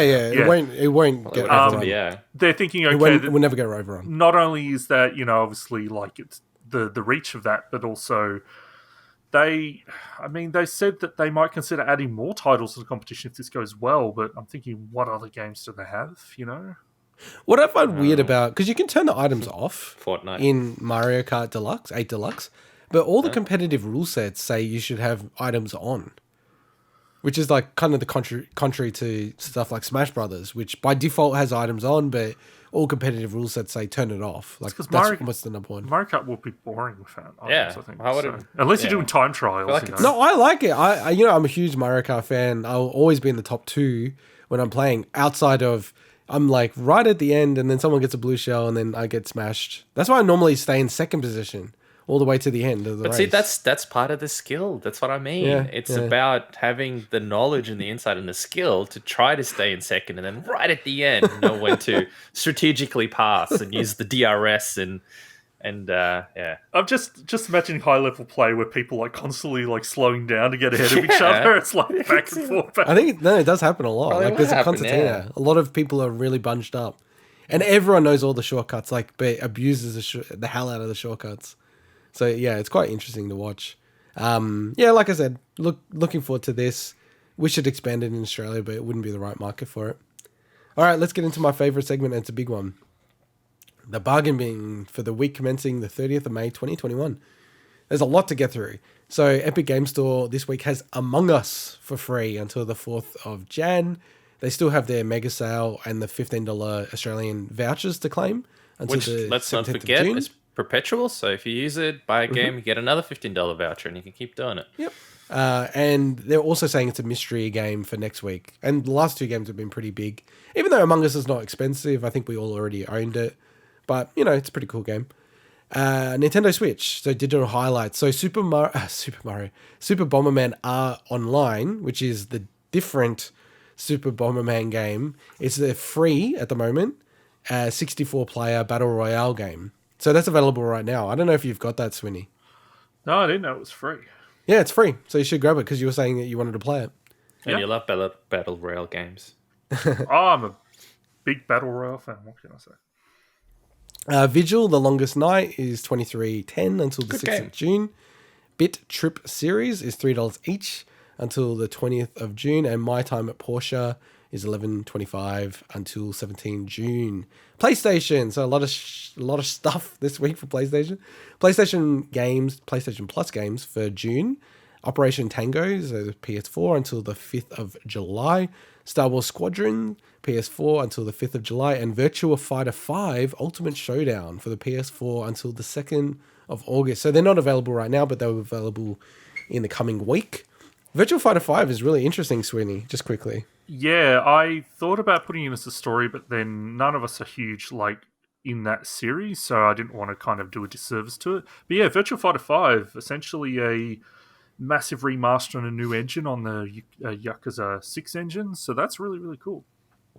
And then released for free. It's like it was part of PS Plus. It's super fascinating. Yeah, I've some people in the community saying this is, probably going to be the biggest that game's ever been, Virtua Fighter 5, because the last version didn't sell too well. I think it was Final Showdown. I think so. That's great. I think some people are hoping for Virtua Fighter 6, but I think this is probably a good idea to get revive the series. Yeah, and there's some rumors about this previously, like some leaks and stuff. So, well, they announced Virtua Fighter eSports in a Sega event a couple of months ago, so that we covered, I think. And as part of the Days of Play, which is going on worldwide at the moment for PlayStation, and all these prices are the cheapest these games have ever been. But first up, PlayStation Plus. If you haven't subscribed or you want to resubscribe, wait to the 1st of June. Worldwide, they're going to have 25% off directly on the PlayStation Store. Like in Australia, we'd expect the same discount if you buy it locally at JB Hi-Fi, Amazon, EB Games. And just to note, Target has 30% off for PlayStation Plus. So it's about $55. They do stack. So you can get, I think, about 3 years worth. So normally it's a pretty good idea to buy maybe a couple, and then as the deals roll out over the years, because it's normally at least once a year, they'll have 20, 30, 40% off PlayStation Plus if you want to save some money. If you're Swinny, you just buy full retail price, that's fine. Because you're loaded. And if you live in Victoria, tough luck, because Target, I assume, is closed. Sure, and they don't sell it online. So it's only 5%. So, PlayStation. No, I know that, but I'm saying if you wanted to grab one from Target. And I would say, if you are getting from Target, probably get in first thing in the morning on 1st of June. It has popped up at a few places randomly already for sale, but I'll jump in store on the first day because crazy people like Mike and I will, we'll jump in and grab it. So, yeah. Well, Mike can't. Well, Mike can't because we haven't even mentioned the fact that you two are in lockdown again. Yeah, we're in lockdown again. Bloody Victoria. For 7 days, yeah. Wow. Well, at this stage. At this stage. I think it's going to be more than that. You'll see. They like to lock you up, dude. Yeah, I think we're all good. The last circuit breaker was fine, so... Anyway, I don't want to get into the politics of it. So just on some prices that they've been the cheapest that they've been so far, Marvel's Spider-Man Miles Morales Ultimate Edition is $88 on Amazon Australia. So that does include a remastered version of Spider-Man and all the DLC for Spider-Man. So, I mean, if you think of it that way, it's probably like $44 for each game. It's a pretty decent deal. Ghost of Tsushima is $38. So that's the cheapest it's ever been by far. And then, as I said at the start of the show, Cyberpunk 2077 is $34 on Xbox, PS4, and PC. So that's a GOG code. Finally, just the digital highlights. Amnesia Collection's $8.60 until the 3rd of June. Darksiders, the games/collections, is 80% off until the 10th of June. And all Red Faction games are 80% off until the 3rd of June. Over to you for Xbox, Swinny. Yeah, they announced some games of gold for June. Not a bad little list, but not great. So we've got the Kingsbird Xbox One title available from 1st of June to 30th of June. We have Shadows Awakening, which is an action RPG I quite like on Xbox One, available from 16th of June till the 15th of July. And the 360 games, we've got Neo Geo Battle Coliseum, available 1st of June to 15th of June. And Injustice Gods Among Us, available from the 16th of June to the 30th of June. And just a reminder, any 360 games that are games of gold are backwards compatible on later Xbox platforms. Oh, so there's like guaranteed. Yeah, they're always backwards compatible. Oh, that's actually good to know. I didn't know that because it kind of threw me last week when you were like, oh, there's a bunch of games that don't work from 360. So often in the past they would get added to the backwards compatibility when they joined Games of Gold, but now because they're not adding them, they're just adding games that were already backwards compatible. Yeah, Injustice is pretty decent. So, but it's always pretty average though. Games with gold. Yeah, Injustice Gods Among Us has been free in the past, but yeah, you can get it now free again. And have we missed Game Pass? I feel like we've missed some of the Game Pass announcements. Not this week. There was a couple, but they weren't very notable. So. Oh, okay. I thought there was something on PC that I hadn't heard of. The Shark one. No, we mentioned that last week. We did too. Yeah. Swinny's pretty comprehensive, so I trust him. That's true. No, we did mention that. I remember now. All right, sweet. Well, let's get into our final feature for the show and final wrap-up of our ongoing segment, Dark Souls. So we are talking about Dark Souls this week. It's our final game of some other year for 2011 nominee. And originally released in September 2011, coming out on the PlayStation 3 and Xbox 360 at the same time, boys. Yep. And then later coming on lots of different consoles, PC, Switch, ups and downs in terms of the, the remaster, or not remake, no, remaster, sorry. But yeah, so you guys, like maybe just to give a bit of background, Swinny, you bought this day one, is that right? Yep, got it day one. And did you play it straight away, or? Yep, jumped straight in. So it's been a long time coming for us to talk about this in depth. So.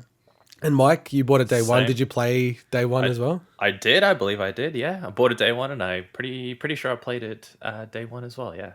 And also, like, had you guys played Demon's Souls? So I hadn't, but I thought Mike had. No, I actually hadn't. I went and played Demon's Souls, I think, after I played Dark Souls. I started playing Demon's Souls, and then I think, if my memory serves me correct, I got Dark Souls, played it, loved it, and then I went back to Demon's Souls. Well, that's what I meant. You'd at least played Demon's Souls. Yeah, I played like the very starting area, if you could call it that. Yeah. So I was kind of fresh to the series as well. I think I wasn't. I hadn't played Demon's Souls enough to really feel like I was into the series yet. I only literally played the Bolterra Castle at the start, and that's it. And I put the game down on PlayStation. When this came out on 360, it was kind of new. I just know that Demon's Souls was just so revered by such a small audience of the gaming community that, and then when you combine that with the buzz and the hype and the marketing from Bandai Namco of the whole Prepare to Die thing, man, this game blew up. And it was a bit of a reaction to the times, right? Because I was sort of getting out of games at this time. You know, I remember saying to you, Swinny, lots about just games are too easy. There's no consequences for death. It's no choices, which I think is fair criticism of most of the AAA games that were coming out at the time. Still. Yeah. It's. I mean, I say that with like Uncharted. It's sort of like you just could just run up against everything in that game and it's like fine.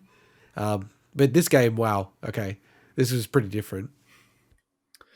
Yeah, it gave people what I think was missing from that level. You know, that I don't know if you'd call this game a AAA release at the time. Obviously, the series has turned into a AAA series now, but there was a hole in the gaming market for this level of release, and the Soul series kind of kicked off a bit of a mini revolution around games that are willing to punish players and be more challenging than your Assassin's Creeds and, as you said, your Uncharted's and stuff. Games that essentially have no real penalty for death and stuff, or failure. Yeah.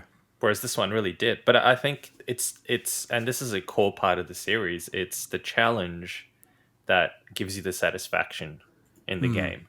The fact that overcoming and learning the tactics and being able to survive really tough encounters and finally defeat a boss that you got stuck on for a couple of hours or whatever it is because your strategy was shit or you didn't have the right gear or whatever. I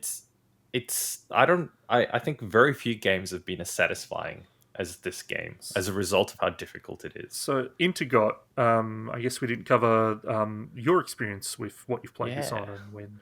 Yeah. So for me, I remember talking to you about this at the time, and you're like, "You gotta play it. You gotta play this Dark Souls game. It's so good." This is like 10 years ago. You gotta play this Dark Souls game. It's sort of saying everything that you hate about games. It's the opposite of it. It's like addressing everything. I'm like, yeah, sure, yeah, whatever. And man, I'm so glad we did this segment. This game is so good. I love this game so much. I was chatting to you guys sort of offline. I have mentioned on the podcast as well that I have beaten this game. So and when I say that, I've been, defeated the final boss. I haven't gone through every single component of the DLC or sort of the side components of it. And we'll get into how the game's structured and, the branching paths and choices you can make and everything like that, I'm sure at some stage. But yeah, so I only played this game recently. So it's pretty much exclusively on the PlayStation 5, actually, the PS4 version of it. So the remastered version with all the DLC and everything. And yeah, this game, I think the obsession about saying this game's hard, it's more just like the game is very consequential. Like you do things and there are consequences. So that's all the way from NPCs to just, your tactics. If you don't try to learn how to parry and, techniques in the game that they do try to make it clear you need to know, you just screw yourself in the long run. Like if I look at, even the final boss of the game, and I don't want to do spoilers or anything like that too much. I think just to get ahead of it, there are going to be some minor spoilers in this segment. So because there's some stuff we have to talk about. So. Yeah, definitely. And look, like I think it's more structured. Like I'm not specifically trying to spoil anything in the game unnecessarily, but there will be things that we talk about that obviously are spoilers. But like if you look at the final boss, if you don't know how to parry, that's actually one of the most difficult bosses to beat. If you know how to parry, it's like a joke almost. Like it's almost too easy of a boss. But I feel like that's kind of part of the point. Like I love this game. Like we'll chat about it at length. But honestly, this game's probably already in maybe like it's definitely in my top 20.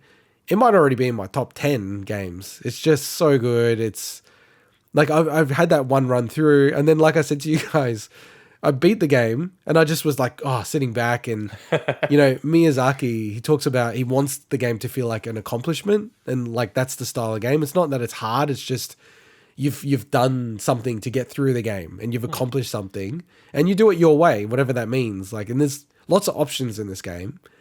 And that's honestly what I felt. And I was just sitting there going, like, I'm so glad I bloody got through this game. I didn't know if I'd be able to beat it. And then I'm sitting there and the credits roll, and then the game starts up again. I'm like, what the hell? So I'm like, all right, I'll start playing New Game Plus. And then I got all the way to ring the first bell again. And I'm like, I got to stop because I'm going to just start like a full second playthrough. It's really addictive. It's the kind of game that lingers with you. And because when I first played it through, it wasn't, I wouldn't say it was like in my top 10 when I first played it through. But then, when I did a couple more playthroughs over the years and I've, beaten it, recently late last year again a couple of times. It's like it just lingers with you, and I think your appreciation for it just grows and grows, even when you're not playing it. It's such a weird game in that sense, the experience, where I think it slowly becomes a lot of people's favorite game just from having gone through the experience over time. It's weird. It's like a virus. It just spreads, and you can't control it. You can't help yourself.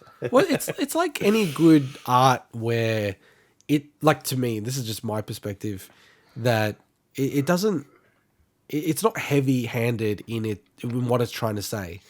And really great art allows for possibilities of your own interpretation of what things mean and why and everything. And I feel like almost like Swinny and I disagree with some parts, like, I know, and I understand where Swinny's coming from. He's sort of like, do this side part or do this, and I'm like, I just didn't, like when I was playing through the first time, and as I said, I didn't do all the DLC. I did some of it. I didn't go back to all the areas. I didn't do all the areas I could do, but it made sense for my playthrough and what I wanted from the game and what I was enjoying from the game, if that makes sense. And I feel like partly that is the point of the game. It's sort of meant to be experienced in the way you want to experience it. Of course, it's why it doesn't you can kind of almost cheese the game in a lot of ways. Like, and that's why I always hesitate to say it's a hard game. Like, the game is also kind of as hard as you want to make it. Yeah, but it's also, you can cheese it, but it's interesting because the way it's designed, even cheesing has limits. So, one strategy that Swinny and I use is we upgrade the Uchigatana to 15 early on, and it makes huge parts of the game a breeze. But you still come across certain bosses that are practically immune to it. Yeah. Not quite immune, but it makes your life really, really difficult. So it's balanced in such a way that it allows you to experiment and try different things, but at the same time, you can't just pick one thing and hope and think that you're just going to be able to breeze through the whole game because you found the secret to the game. Something like that.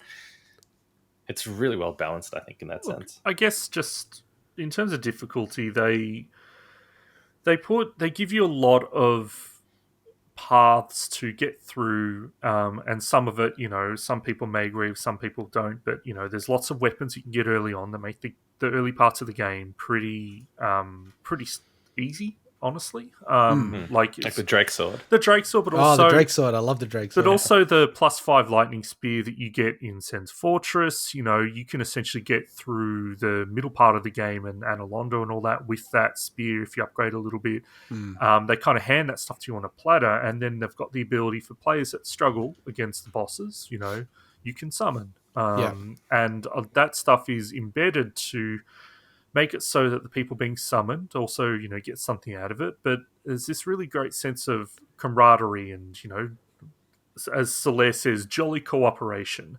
And it kind of helps to ease the, you know, if people are having difficulty, there's ways to do it. And the thing is, this game is a tough game. And for some people, this game is going to be too difficult. But there's a couple of points, you know, we talk about Smaug and Ornstein fight. That's probably the biggest barrier for most people in the game, or like the archers leading up to them as well. There's parts that are really tough and unfair. Those archers, but you know what's weird? As we talk about, the sense of accomplishment when you get past it is kind of like invaluable, or it's like you can't. It's indescribable. It's like, oh man, I finally beat Smaug and Ornstein by myself or whatever. And it's like, oh my god, like the relief that you feel is just so fantastic. Because just before you jump in, Mike, like two really quick point on that. Honestly, there's probably only 2 games where like I got so into them that I was going nuts when I achieved something in it, which is Trials HD, which is the 360 live arcade release. That, you know, myself and a friend of the show, Joe Jives, who's infinitely better at video games, you know, beat Battletoads in a weekend when he was like 10 years old, only 3 tries. And like, you know, we were competing and going back and forth, and he beat me in the end with it all. But like, we were going crazy. We were like top 50 in the world on like things that had like 1 million people competing in it. Right. So I was like super into that. And when I got something in that game, I was like, yeah. And the other one is like Rocket League, where I was like heading up to champion rank, and just, you know, sometimes you score a goal and you've like planned it out and you're just like, fuck yeah, that was so good. And this is actually the 3rd game that made me like, you know, when I've defeated certain bosses or did something in the game, I was like, fuck, thank God I got through this past it, you know, because it feels earned, you know, and that's that's you what play I was in your way, it. but you earn it, you know what I mean? You're you earn it, I've done this, you know, good. Yeah. And in fact, it felt bad when I was summoning in certain bosses because I lost the satisfaction of you know, feeling like you actually earned that achievement. But see, I love that about the game as well. And I totally agree with where Swinny's coming from. There's plenty of stuff in the game to make it more possible to get through things, right? Yeah. And they don't necessarily punish you for doing it. No. Whereas some games, I think they're very opinionated on like, oh, you've done this, so you can't get a special thing or whatever it is. They don't really punish you for that, which I really like. Yeah, this one doesn't, but it also gives you the choice. If you want to do it the hard way, go do it the hard way. That's perfectly fine. If you want to summon and get a bit of help, and by the way, it's not like it makes it easy. It doesn't, because if I remember correctly, the boss's healths go up, and yes, it's easier. I think everyone would agree to play co-op on certain bosses, but it's not like it makes it super easy. It's nothing like that. You can still get completely smashed. Well, also, they make it so, you know, you have to be in human form to be able to summon, which means if you're playing online, which honestly is I know Indigot's position didn't allow for it, but I would really recommend to play online because it gives you another, I guess, dimension to the game. It is. That's the word I was thinking of. But it makes you susceptible to invasions. So there is some risk reward there. If you're playing in human form, then you can get invaded, and that's a whole other thing that we won't get into. But it's just, I think the way that they balance those different paths through the game is just really well made. And even when you summon like an NPC, the NPC can die on the way to getting to the boss anyway. Like, it's kind of funny the way it's all structured. But look, for me personally, I didn't summon anything. But that, again, I feel like the game allows you to play by the rules that you set yourself. So for me, it was like, no, hard mode. I want to play it. I want to beat the whole thing. I kind of played it half blind, half not blind. You know, because I didn't want to get stuck, because I wanted to get through the game. And then I thought, you know what, I'll play this game again later and just do all the bits that I haven't done. But it's really cool and really satisfying. Like just playing by whatever rules you want to play that game. I was just going to quickly say earlier on is those arches. I don't want to spoil what or where, but I remember the first time I played it. Oh my god, you son of a dude! The number of times that they screwed you over, and then when I played it recently, in between, I got past that part a number of times. But when I played it recently, I just breezed past them first go, and I'm like, oh. I can't believe how hard this used to be. It's so easy. It's funny to me because the first time I ever played Dark Souls, I got past them really easily, and then on New Game Plus, I got stuck for ages, and I'm like, and it made me really love that section. It's honestly, in a lot of games, you would say the Archer section is a horrible piece of design, but in Dark Souls, it's like this really memorable encounter that nearly, I'd say, 70% of people are probably going to struggle with from the first, few attempts on it. Yeah. But once you know the trick, it's like, oh, it's the Archer section. Let's see everyone do this trick again. It's really cool. That brings me to, unless you guys want to cover something else, to the level design. So yeah. Number one, holistically, the level design is incredible because it's one big world that is interconnected. There are parts, to a degree. There are parts where you teleport and stuff, but to a large degree, a lot of the world is interconnected, and it's a single big chunk that's seamless. Again, there's a few parts where you teleport and stuff, but the big holistic world is actually interconnected, and it's quite incredible from a design perspective when you're going through the level and you go and you keep fighting and you go through this cavern and all of a sudden you come out and you're like, hang on a minute, this just connected to this part at the start. Oh my god, this is incredible. And then you like trying to kind of visualize it in your head and make a little map in your brain. So I thought that from a world and level design perspective was incredible. And of course, where the enemies are placed is brilliant. There's so many parts where you're like, you sneaky bastards, like where the developers perfectly put an enemy just to screw you up. It's brilliant. And if you don't know it's there and you don't see it coming, there's so many times when if you do a complete blind playthrough, it's just perfect where things are put just to screw you over. Can I just add to that bit? Because when you guys were blind when you played it. You were truly blind. Like, yeah, 100% the game came out without, which is crazy to me. No wikis, nothing. Yeah, whereas I could just go on YouTube and Google anything. Oh, how do I get through this in Blighttown or whatever? But I didn't know almost anything about the game, and I played a little bit of Demon's Souls beforehand, which is very structured around, you go into the central hub and you go off to the offshoot worlds through the gates. So I kind of had that in my head. And then when I was playing Dark Souls, you get through the start and then you get into like the main crux of the world. And I was playing it. Okay, go through. And then when it looped back, I was like, what the fuck? I was like, Jesus, this whole fucking thing is connected. These pricks. I couldn't believe it. I was like, wow, this is super cool. And it's not all of it like, not really to criticize the game. Like there's bits that feel very like, it's kind of like offshoots, you know what I mean? It's like, definitely offshoots, here's the gateway to this bit. And then there's like this whole world that's separate. But man, it's like so cool. The bits that are really connected, it's super cool. It's so sick. But most of it is completely interconnected. I mean, from Sense Fortress when you get teleported and stuff, it isn't, I guess. But the vast, would you say the vast majority, Swinny, or like 70% of the world feels interconnected? A lot of it is, and a big part is not just what you play, but also what you can see. So, and a lot of this you don't notice the first playthrough. Unless you're just staring or looking for it, is that you can, for instance, the Firelink Shrine, you can look down and see areas that you're going to get to. And sure, they're like New Londo and stuff. Yeah, obviously they're very, they're like very basic representations of them, but you can look up and you can see stuff, it's just being able to see locations from other locations is a trait that they brought across to the other games in this series. And it makes everything feel, as you said, connected even outside of these cool shortcuts. But there's if anyone's that's played through Dark Souls and is really keen, there's some great videos out there. So of people dissecting the world design. So you've got Game Maker's Toolkit has done great video on it as part of the Boss Keys series. Can I just say about that? Because one thing that, and it sounds so dopey, because I love that channel. I think anyone who loves gaming loves that channel. One of the greatest things about finishing a game like this is all these videos, because I'm very anti-spoiler, like so anti-spoiler. I would not listen to our commentary about this game unless I'd played the game, right?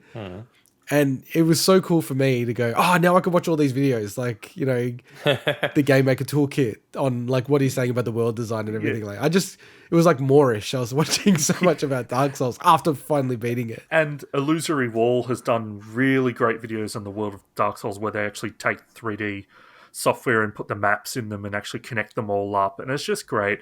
And it set a standard for the series that honestly, it's struggled to reach since. But kind of they've done it on purpose. But I won't get too much in that because I don't want to spoil the eventual experience for Indigot. But to me, like with Dark Souls 2 and 3. Dark Souls 2 and 3, they take and a more bit so of a... 2, right?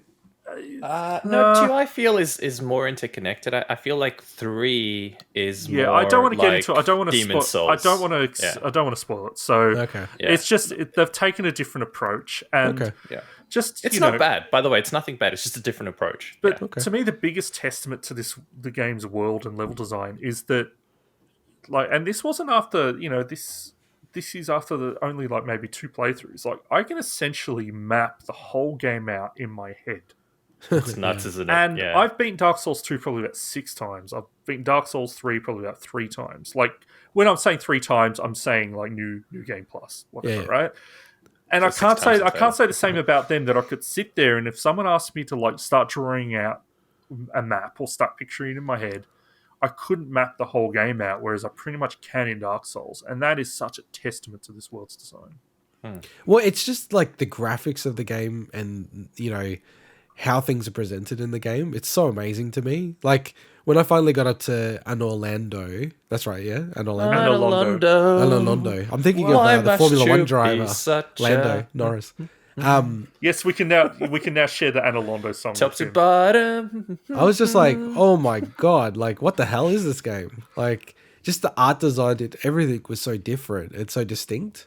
And I think even though, you know, I guess if you're just watching like a speed run, like we've got as B-roll, it kind of, you know, you could argue it looks all the same, but something about the music and how everything's presented, it feels all very distinct. From a technical standpoint, the graphics are probably the game's weakest area, but it really has its moments. And as you said, the art design is trumps the technical like limitations of, you know, even when the game came out, it didn't look amazing, but it looked memorable. It made you like this. I love this world. I love the way it looks. Doesn't matter if it hasn't got, you know, millions of polygons or whatever, you know, in their character models, and their lips don't move when they talk, and you know, things like that. So but, no, it's just like, and you know, I guess going on the builds, it's quite funny because it was like a religious war with you guys, because obviously you guys are so familiar with the series. And I was constantly asking, you know, oh, how should I build the character? What should, and you know, you're like, oh, do this or do that, or have summons or have that. And I was like, oh, I kind of just went with, you know, my style is just, I want to whack people. So, and look, I did learn that I have to parry, I have to block in this game. So I kind of balanced those two things out a little bit. But what did I do? I just went crazy on endurance. Like I was maxing out endurance like insane amount until I wanted to get a certain halberd. I was like a halberd main. And then, you know, I found one that was even more powerful. I'm like, oh god, one, you know. And then I was like, oh, okay, I guess I'll have to like do something different to like boost up some of the stats. But I haven't even gone into sorcery or anything in this game. So that's the thing about it. It's worth. So when I played it again on the Switch, I did a sorcery build because I had never played a full sorcery build. Yeah. The very, very first time I played the game, I did a hybrid build, and it's interesting because the game. It's weird. I can't even like exactly define it. In a way, it penalizes you for spreading yourself too thin, and in a way, it can help.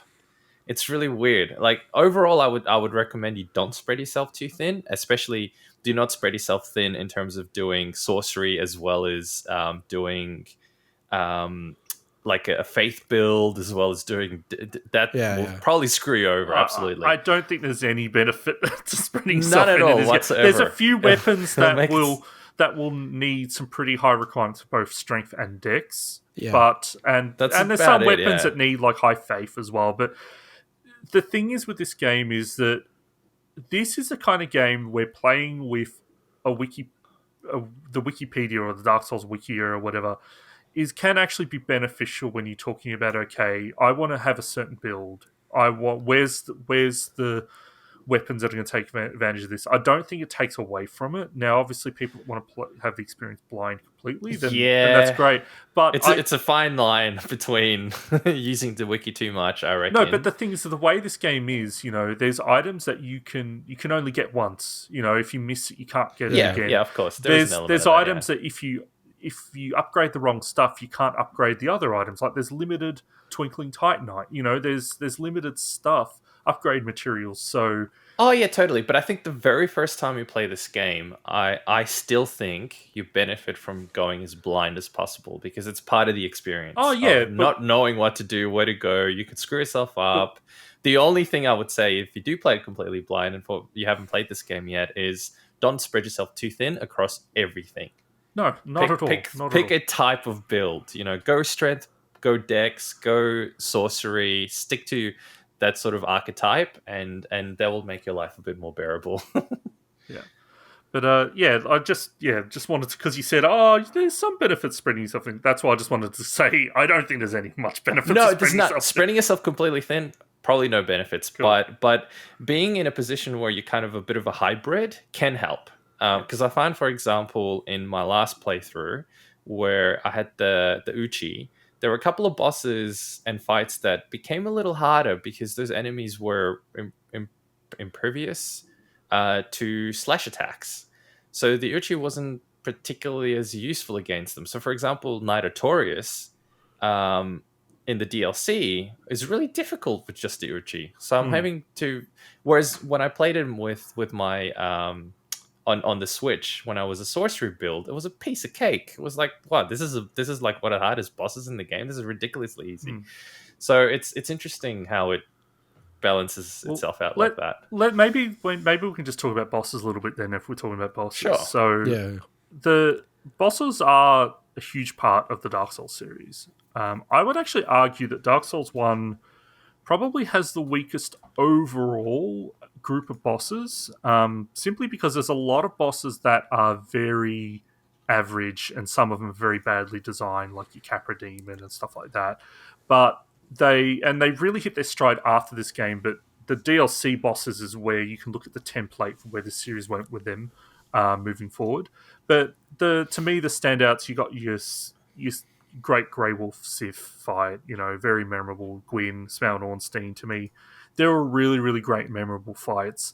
But when you start to break down a lot of the other bosses, there's some that you're like, yeah, especially with forward knowledge of where they go with the series in the future, including Bloodborne and stuff. But obviously, if you struggle with anything, you're gonna struggle with the bosses, honestly. So I definitely hit barriers with the bosses, but for whatever reason, I don't feel like the bosses were really the biggest hurdle necessarily for me. And I felt like for the most part, it was fairly the strategy for the bosses to beat the bosses was, I don't know, not that deep, but the bosses were really cool. Does that make sense? Oh, I love the designs and everything. I'm not talking about that. I'm talking more about, how the fight plays out and stuff. Yeah, but that's what I mean. I feel like a lot of the bosses to me were, jump, roll, dodge, when they try to strike, hit them a few times, get the endurance back, repeat. Yeah, it's honestly, that's the way it's going to be for generally the series. But yeah, there's a few that are very different, and there's one that we'll talk about very soon that's very different. But it's more like the mechanics and their attack patterns, and I guess the environment that they're in. The series really, it gets crazy with its bosses, but the strategy is still going to be very similar between them. So. Because just on the Capra Demon, and also I don't know if you're about to talk about a bit Ornstein and Smo. Like, those two fights, the reason why, like, the one thing about Dark Souls is, I feel like whenever you can go one-on-one, you're always like, it's more just like, are you in the flow of the game to beat the enemy, right? Where the game, to me, becomes really, really difficult is when multiple enemies are attacking you. And even like basic enemies, if you get kind of like stuck and stun locked, like you can get killed by like the most basic enemies in this game. Yep. And I felt like with the Capra Demon, the whole point of that fight was just, how do I kill these damn dogs? Once I got through the dogs, like I was able to beat it pretty comfortably. And then, yeah, Ornstein and Smo was like, how can I separate them, keep an eye on both of them, kill one of them, and then, like, you know, isolate. Because once I got to, like, just the one by itself, I almost beat it the first time and then I beat it the next time. It's actually funny with the Capra Demon. I sent Mike a clip, but I didn't want to spoil anything for you at the time. For the first time ever, in my last playthrough, I cheesed the boss by the infamous way of standing outside the boss door, aiming up and chucking dung pies. I've heard about this. Over the door until it gets turned toxic. And then you kill him without even jumping in.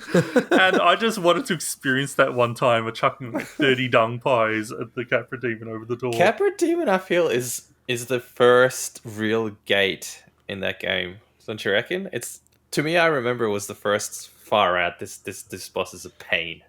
A real pain for people. And the funny thing is, the Capra Demon's completely optional as well. I know, but it still feels like, oh, you got to do this bit, and yeah. I think, like, is it the Taurus Demon? Yeah, Taurus on the bridge. Yeah. I think Taurus Demon's the first. And I think first one. Yeah, I mean, everyone's different, right? Everyone's different because it is, yeah, and it depends. I think the Taurus is the first one. The Capra Demon, I think it was just like luck. I think I beat it in the first or second go. But the Capra Demon is just more. Well, the second go, that's pretty good. It's just because it's such a confined space, and you got those stupid dogs, and it's fast, and it. Like I said, I think it was a bit of luck. I think it was a bit of luck. Like, I was able to get rid of the dogs really quickly, and then I just, you know, had a few good hits on the Capra Demon. But I think really the Ornstein and Smo fight, to me, it's like, you know, when I got through that, it was pretty much level from that point for me personally. But I could imagine people giving up on that fight. Like, that fight was frustrating to me. I was like, fuck. When I got through that, I was like pretty happy. Because you do get different items depending on who you kill first. Yeah, correct. Spoiler. Yeah.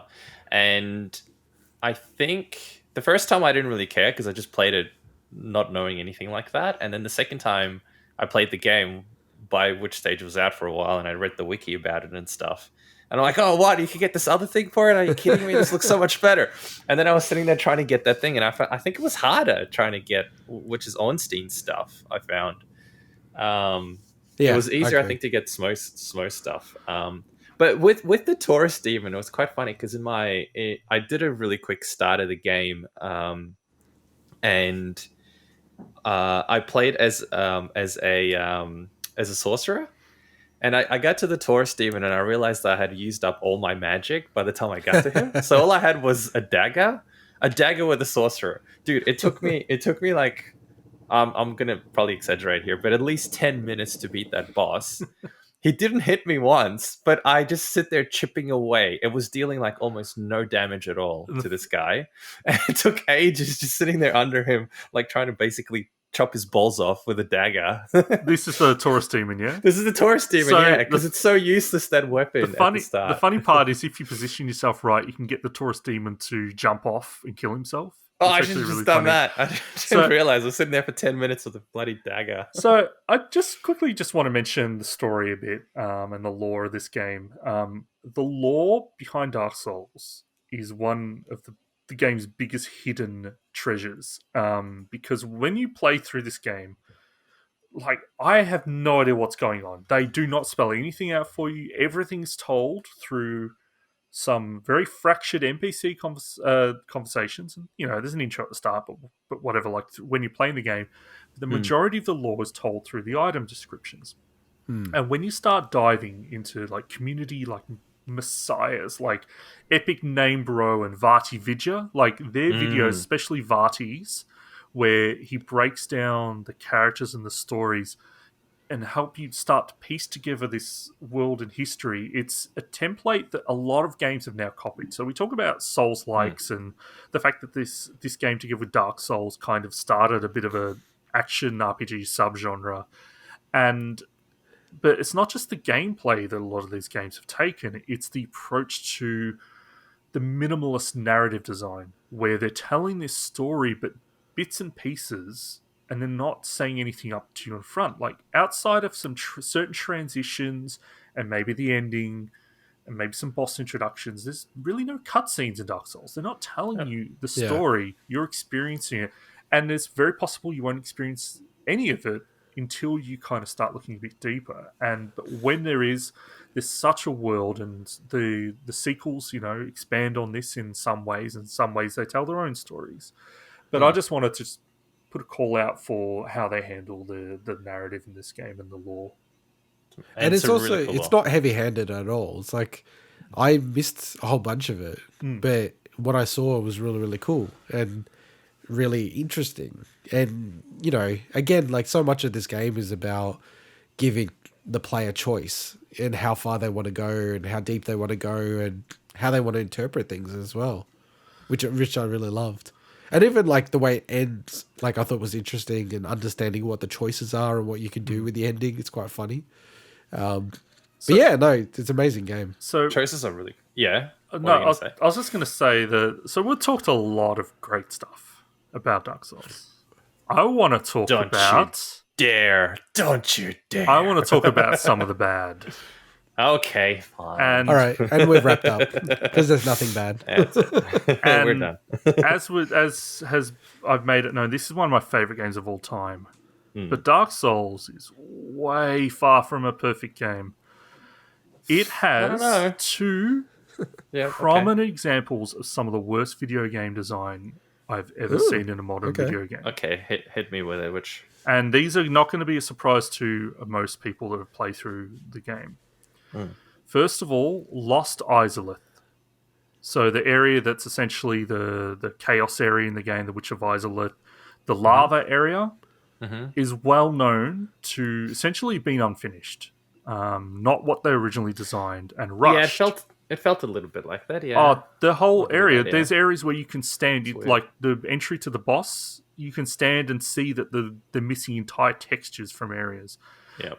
The way and the fact that if you don't take the top path through Lost Izalith, having to go through the lava area with the weird half demon, the half like dinosaurs and missing their heads, it's easily the worst designed area in any Souls game outside of some of the Dark Souls 2 DLC. But the other worst example of video game design is the Bed of Chaos boss fight. So the Bed of Chaos is pretty much regarded almost unanimously as the worst boss in the Soul series. Really? Yeah, it's easily considered, like, you check any list and it's going to be, if not number one, it's going to be number two. That's good to know. Everything. Yeah, and just simply because it's a boss fight so bad that there's progression in it, where if you die, it will retain the fact that you've destroyed parts of it.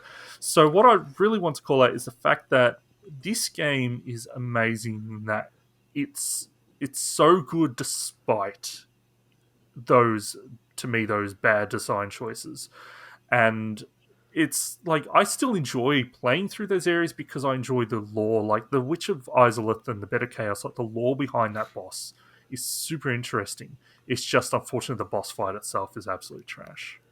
Yeah, fair enough.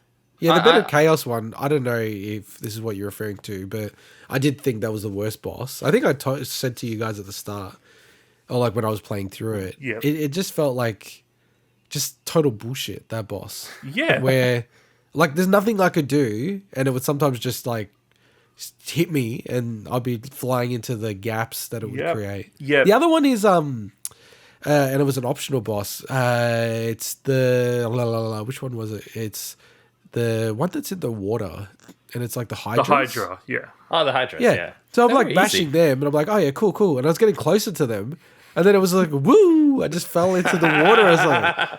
Yeah, but come on, that's clever though. But dude, I couldn't tell. Like maybe it was my brightness settings or something. No, like it's probably that. brightness settings. It looked you can definitely like tell. I couldn't tell anything was different. Like with what I was walking. I That's agree. brilliant. I agree. There's examples of really bad game design in Dark Souls. But I don't think that's bad game design. I think that's brilliant. The fact that it fucks you up like that. I thought it was really good. I would Because you do agree. it once and you're like, oh, I see. There's an edge there. Fair enough. Yeah, but like, and you that's, learn. I don't know. I don't. No, I think that's part I think of that's the cheap. game. I think would that's cheap. agree that the Hydra this isn't a well-designed. Yeah, but come on. I sequence don't think at the all. boss itself is like it's a bit dodgy, but I think the fact that there's a giant Hydra sticking its heads out of the water. Do you not think that maybe that water's a little deeper than where you're standing right now? Like, it's fair enough that it kind of doesn't gradually go down. Yeah, but that's just no falls water in straight the into world. it. No water in the world has like no difference between surface No, level and then thousands of meters down. No, but I think that's part of what makes the game like that. It's like there'd at be the start of waves the- and everything, dude. Like it'd be I know, crashing I know, against the I know. sides. But I still think it's a brilliant part of the game where you're like, you son of a, and then you know and you learn, and the second time it's not as bad.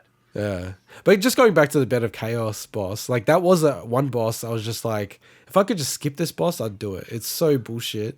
I had to play that boss quite a few times just because every time, like Swinny said, there's something you do in the boss and that progresses you almost to the second phase, let's just say it. And then like I kept running down and just dying almost instantly. Like I got to a point where I took off all my gear to be as fast as possible. I was just trying to get down to like kill the boss. And I'm like, this is fucking annoying. Yeah. It just wasn't hard. It was just frustrating. That's exactly what it is. It's just annoying. It's a bad example of game design, and I think I had to call it out. Like this, that's fair enough. this game has its flaws, just like all of the games on our Game Some Other Year nominee Yeah, of list. course. But to me, Dark Souls, it shines brighter in the sense that everything else about the game is so memorable and honestly well designed that it gets past that. Yeah. I honestly have got like, I think I've lost brain cells or something, but I'll play games, I'll see footage of games, I'm like, I don't remember this. Like, I'll see something, I'm like, I've played this game, I've beaten this game, I don't remember this at all, right? Or Swinny will say something, I'm like, I have no recollection. Whereas this game, watching footage, and fair enough, I have played this game recently, but everything is so visually and distinct in level design. It's like one homogenous thing where it's just like so memorable how it all sits together. The only problem becomes if you play the original Demon Souls and you play Dark Souls 2 and then Dark Souls 3. I know it doesn't happen to Swinny, but there are certain parts where I'm like, shit, did I play that in Dark Souls 3 or was that part in Dark Souls 2? Or was it in the recent Demon? Like there's a couple of bosses like that where I'm like, I don't remember if that boss was in 2 or 3 or 1 or whatever. That I've had that problem before. I don't want to spoil stuff for myself, so don't. No. This isn't spoiling anything at all. No. Well, don't comment about what I'm about to say because there might be a reason why this is the case. But so don't. And I'll spoil keep a it. blank face on the video. Yeah, I'll try not to look at you. But every now and then, when I'd like do my half blind, half not blind playthrough, I would like Google something, and then it would be like come up in Dark Souls and Dark Souls 3. I was like, what? Like this area is in Dark Souls 3 with the exact same name, and I'm like, okay, I don't like that seems a bit weird, but yeah, I don't want to go too deep down that rabbit hole yet. Because look. Because you got to play 2 and 3. Well, I don't know if I'll play 2. Oh, what? 2's brilliant. I love 2 though. I think I'll play 3 and Demon Souls, and then if I have Why time, not I'll 2? Play... Dude, like I don't have much time to play games. Yeah, but the series, it's just such a good series. 2. What would you say, Swinny? I love 2. Look, I've already told Intergod, I think Dark Souls 2 is a great game. If you had to choose between 2 and 3, I would recommend If you 3. had to choose. But the reality is eventually you're going to play both, I reckon. It might take 10 years, but you'll play both. Maybe.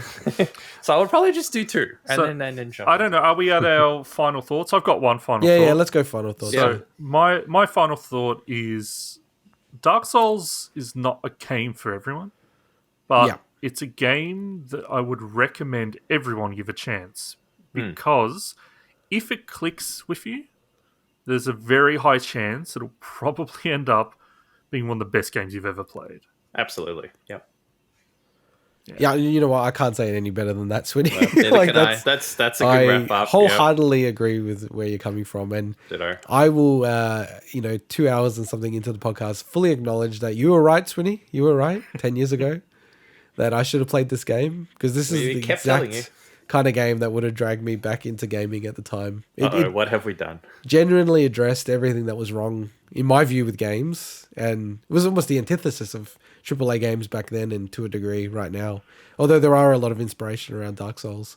An amazing game. And maybe good you didn't get into it, though, because if you did, maybe your entire life would have been different. You wouldn't have the wife, the children, the house. It's true. You would have been, I don't know, a streamer in a bathtub on Twitch or something. I don't know. Wow. I like it went from hot tubs to bathtubs. It's just whatever they allow. I don't know what they allow. He doesn't have the money for a hot tub. Let's go the bathtub route. I'm just going to blow up one and put it in my room. All right. That leads us off to the wrap up of the show. So next week, we'll do some E3 pre-3 2021 predictions. I think, we'll have to try to squeeze them in because it feels like news is coming out really, really quickly. And we've finally got clarity on our end, behind the scenes, on... Wait, we do? Our special feature, That's One Sexy Pitch. I feel like we don't have clarity because I'm not sure if we are right or Swinny's right. But we're definitely right, but we don't want to press it too much. We don't want to press it to Swinny too much. So what we're doing is, the topic is sequels to games that never got a sequel. So our pitch is for a game that never got a sequel to create a sequel. That's not what we said, but we'll clarify. That's not what I'm so confused. I swear that's not Are you serious? Are you guys serious? You said I know sequel that never got made. Yeah, that's what I mean. Yeah, Sorry, it doesn't mean what the game didn't get a sequel in general. No. It has to be games that haven't had a sequel. I've already prepared all my stuff, so I'm not changing. Oh my God. Really? That's not what we said. Agreed on. I like the original agreement more. Number one, the original agreement was Swinny was going to do it by himself, the sexy pitch, one sexy pitch. That's what I thought as well, yeah. No. Mike and I have had chats offline about this. We've got evidence. We've got message evidence that you're wrong about this, Swinny. Number one. Number two, what the hell are you guys talking about? Do you have recorded phone calls of when we first talked about this? No. I've got text messages that are incriminating to you. It's very clear in the text messages. So wait, I'm looking at this now. So I said something along the lines of, pitch a sequel that never was made. Yeah, doesn't mean the game never got a sequel. I'm writing this down so I know what I'm doing. Pitch a sequel that was never made. So wait, but hang on. I'm confused. So all right, let's just there was a game, but it never had a sequel. But yes, let's go with games. Let's go with games that never ever had a sequel. I've already prepared all my stuff, so no. That's not happening. So wait. This is just a bullshit one. It's just like an alternative sequel then. Why wouldn't I have said it like that? Let's just pitch a game that we want to pitch. That's what? It. That's it. This is like no theme. Anyway, let's wrap up the show. No, I want it on evidence because we keep on disagreeing with this. I need this in black and white so I know what the hell I'm going to do. So what are we doing, Swinny? A sequel that never got made. Yeah, there we go. So an alternative sequel is what we're doing. Just a sequel that never got made. No, just to be clear. So we could pick any game then. All right, this is not the most interesting thing to listen to. No, I want it on the record because we keep on getting it wrong. So just to be clear, Swinny, it has to be the sequel and it could be like anything then. Yeah. So Dark Souls 2, but totally different. You could be pitching Dark Souls 20. I don't care as long as it's a sequel. What? So it might even be like a third or fourth game. Yeah. It could be. What's the point of this thing? It could be a spin-off or anything. I don't know. I've already prepared all my stuff, so I'm not changing it. What a team player! What, you want me to throw away friggin' like 5 hours of work? Screw that. No, but how? Okay, in that case. So now I'm going to change my idea then. Well, yeah. Can I change my idea? Yeah, of course you can. If it's more open. It's basically anything, as long as it's not the first of a series. I'm cool for us to do anything, and then we get more. Like when we do it in the future, we can make it much more. I'm going to save my actual proper idea, which is make a sequel that never got made, which is a game that never had a sequel. Like Sunset Overdrive 2. You go do that. I'll do mine. No, that's harder. So I'm going to save that now because I've got an idea. Okay. So I'm going to pick what I originally picked. Am I allowed to just do whatever then? Yeah, pretty much as long as it's like... As long as it's not an original game. Assassin's Creed 21. As long as it's not a new IP. As long as it's not a new IP. Okay, that's cool. That's fine. Oh my god. Well, I'm glad we clarified that because it still was misunderstood. This is like 10 weeks into coming up with this idea. You need to word things better. Look, to be fair, and I did acknowledge some stuff. I listened back to the show and I said, I can understand how Swinny misinterpreted this, but some of the messages were a lot clearer, but maybe not as clear as it needs to be. I need to give examples to make it black and white, but then it's hard to come up with the examples without picking the ones that I want to pick. Sunset Overdrive. Sunset Overdrive 2. There isn't a Sunset Overdrive 2. No, there isn't. That would have been a good example. Okay, so next week, everyone, our sexy pitch. Basically, anything that's a sequel, the third in the series, fifth in the series, doesn't matter, according to Swinny. As long as it's the next game. Yes. In the line. Assassin's Creed 25. This is officially the post-show bleeding into the outro right here. All right. With that, bye-bye. See you later. Keep recording.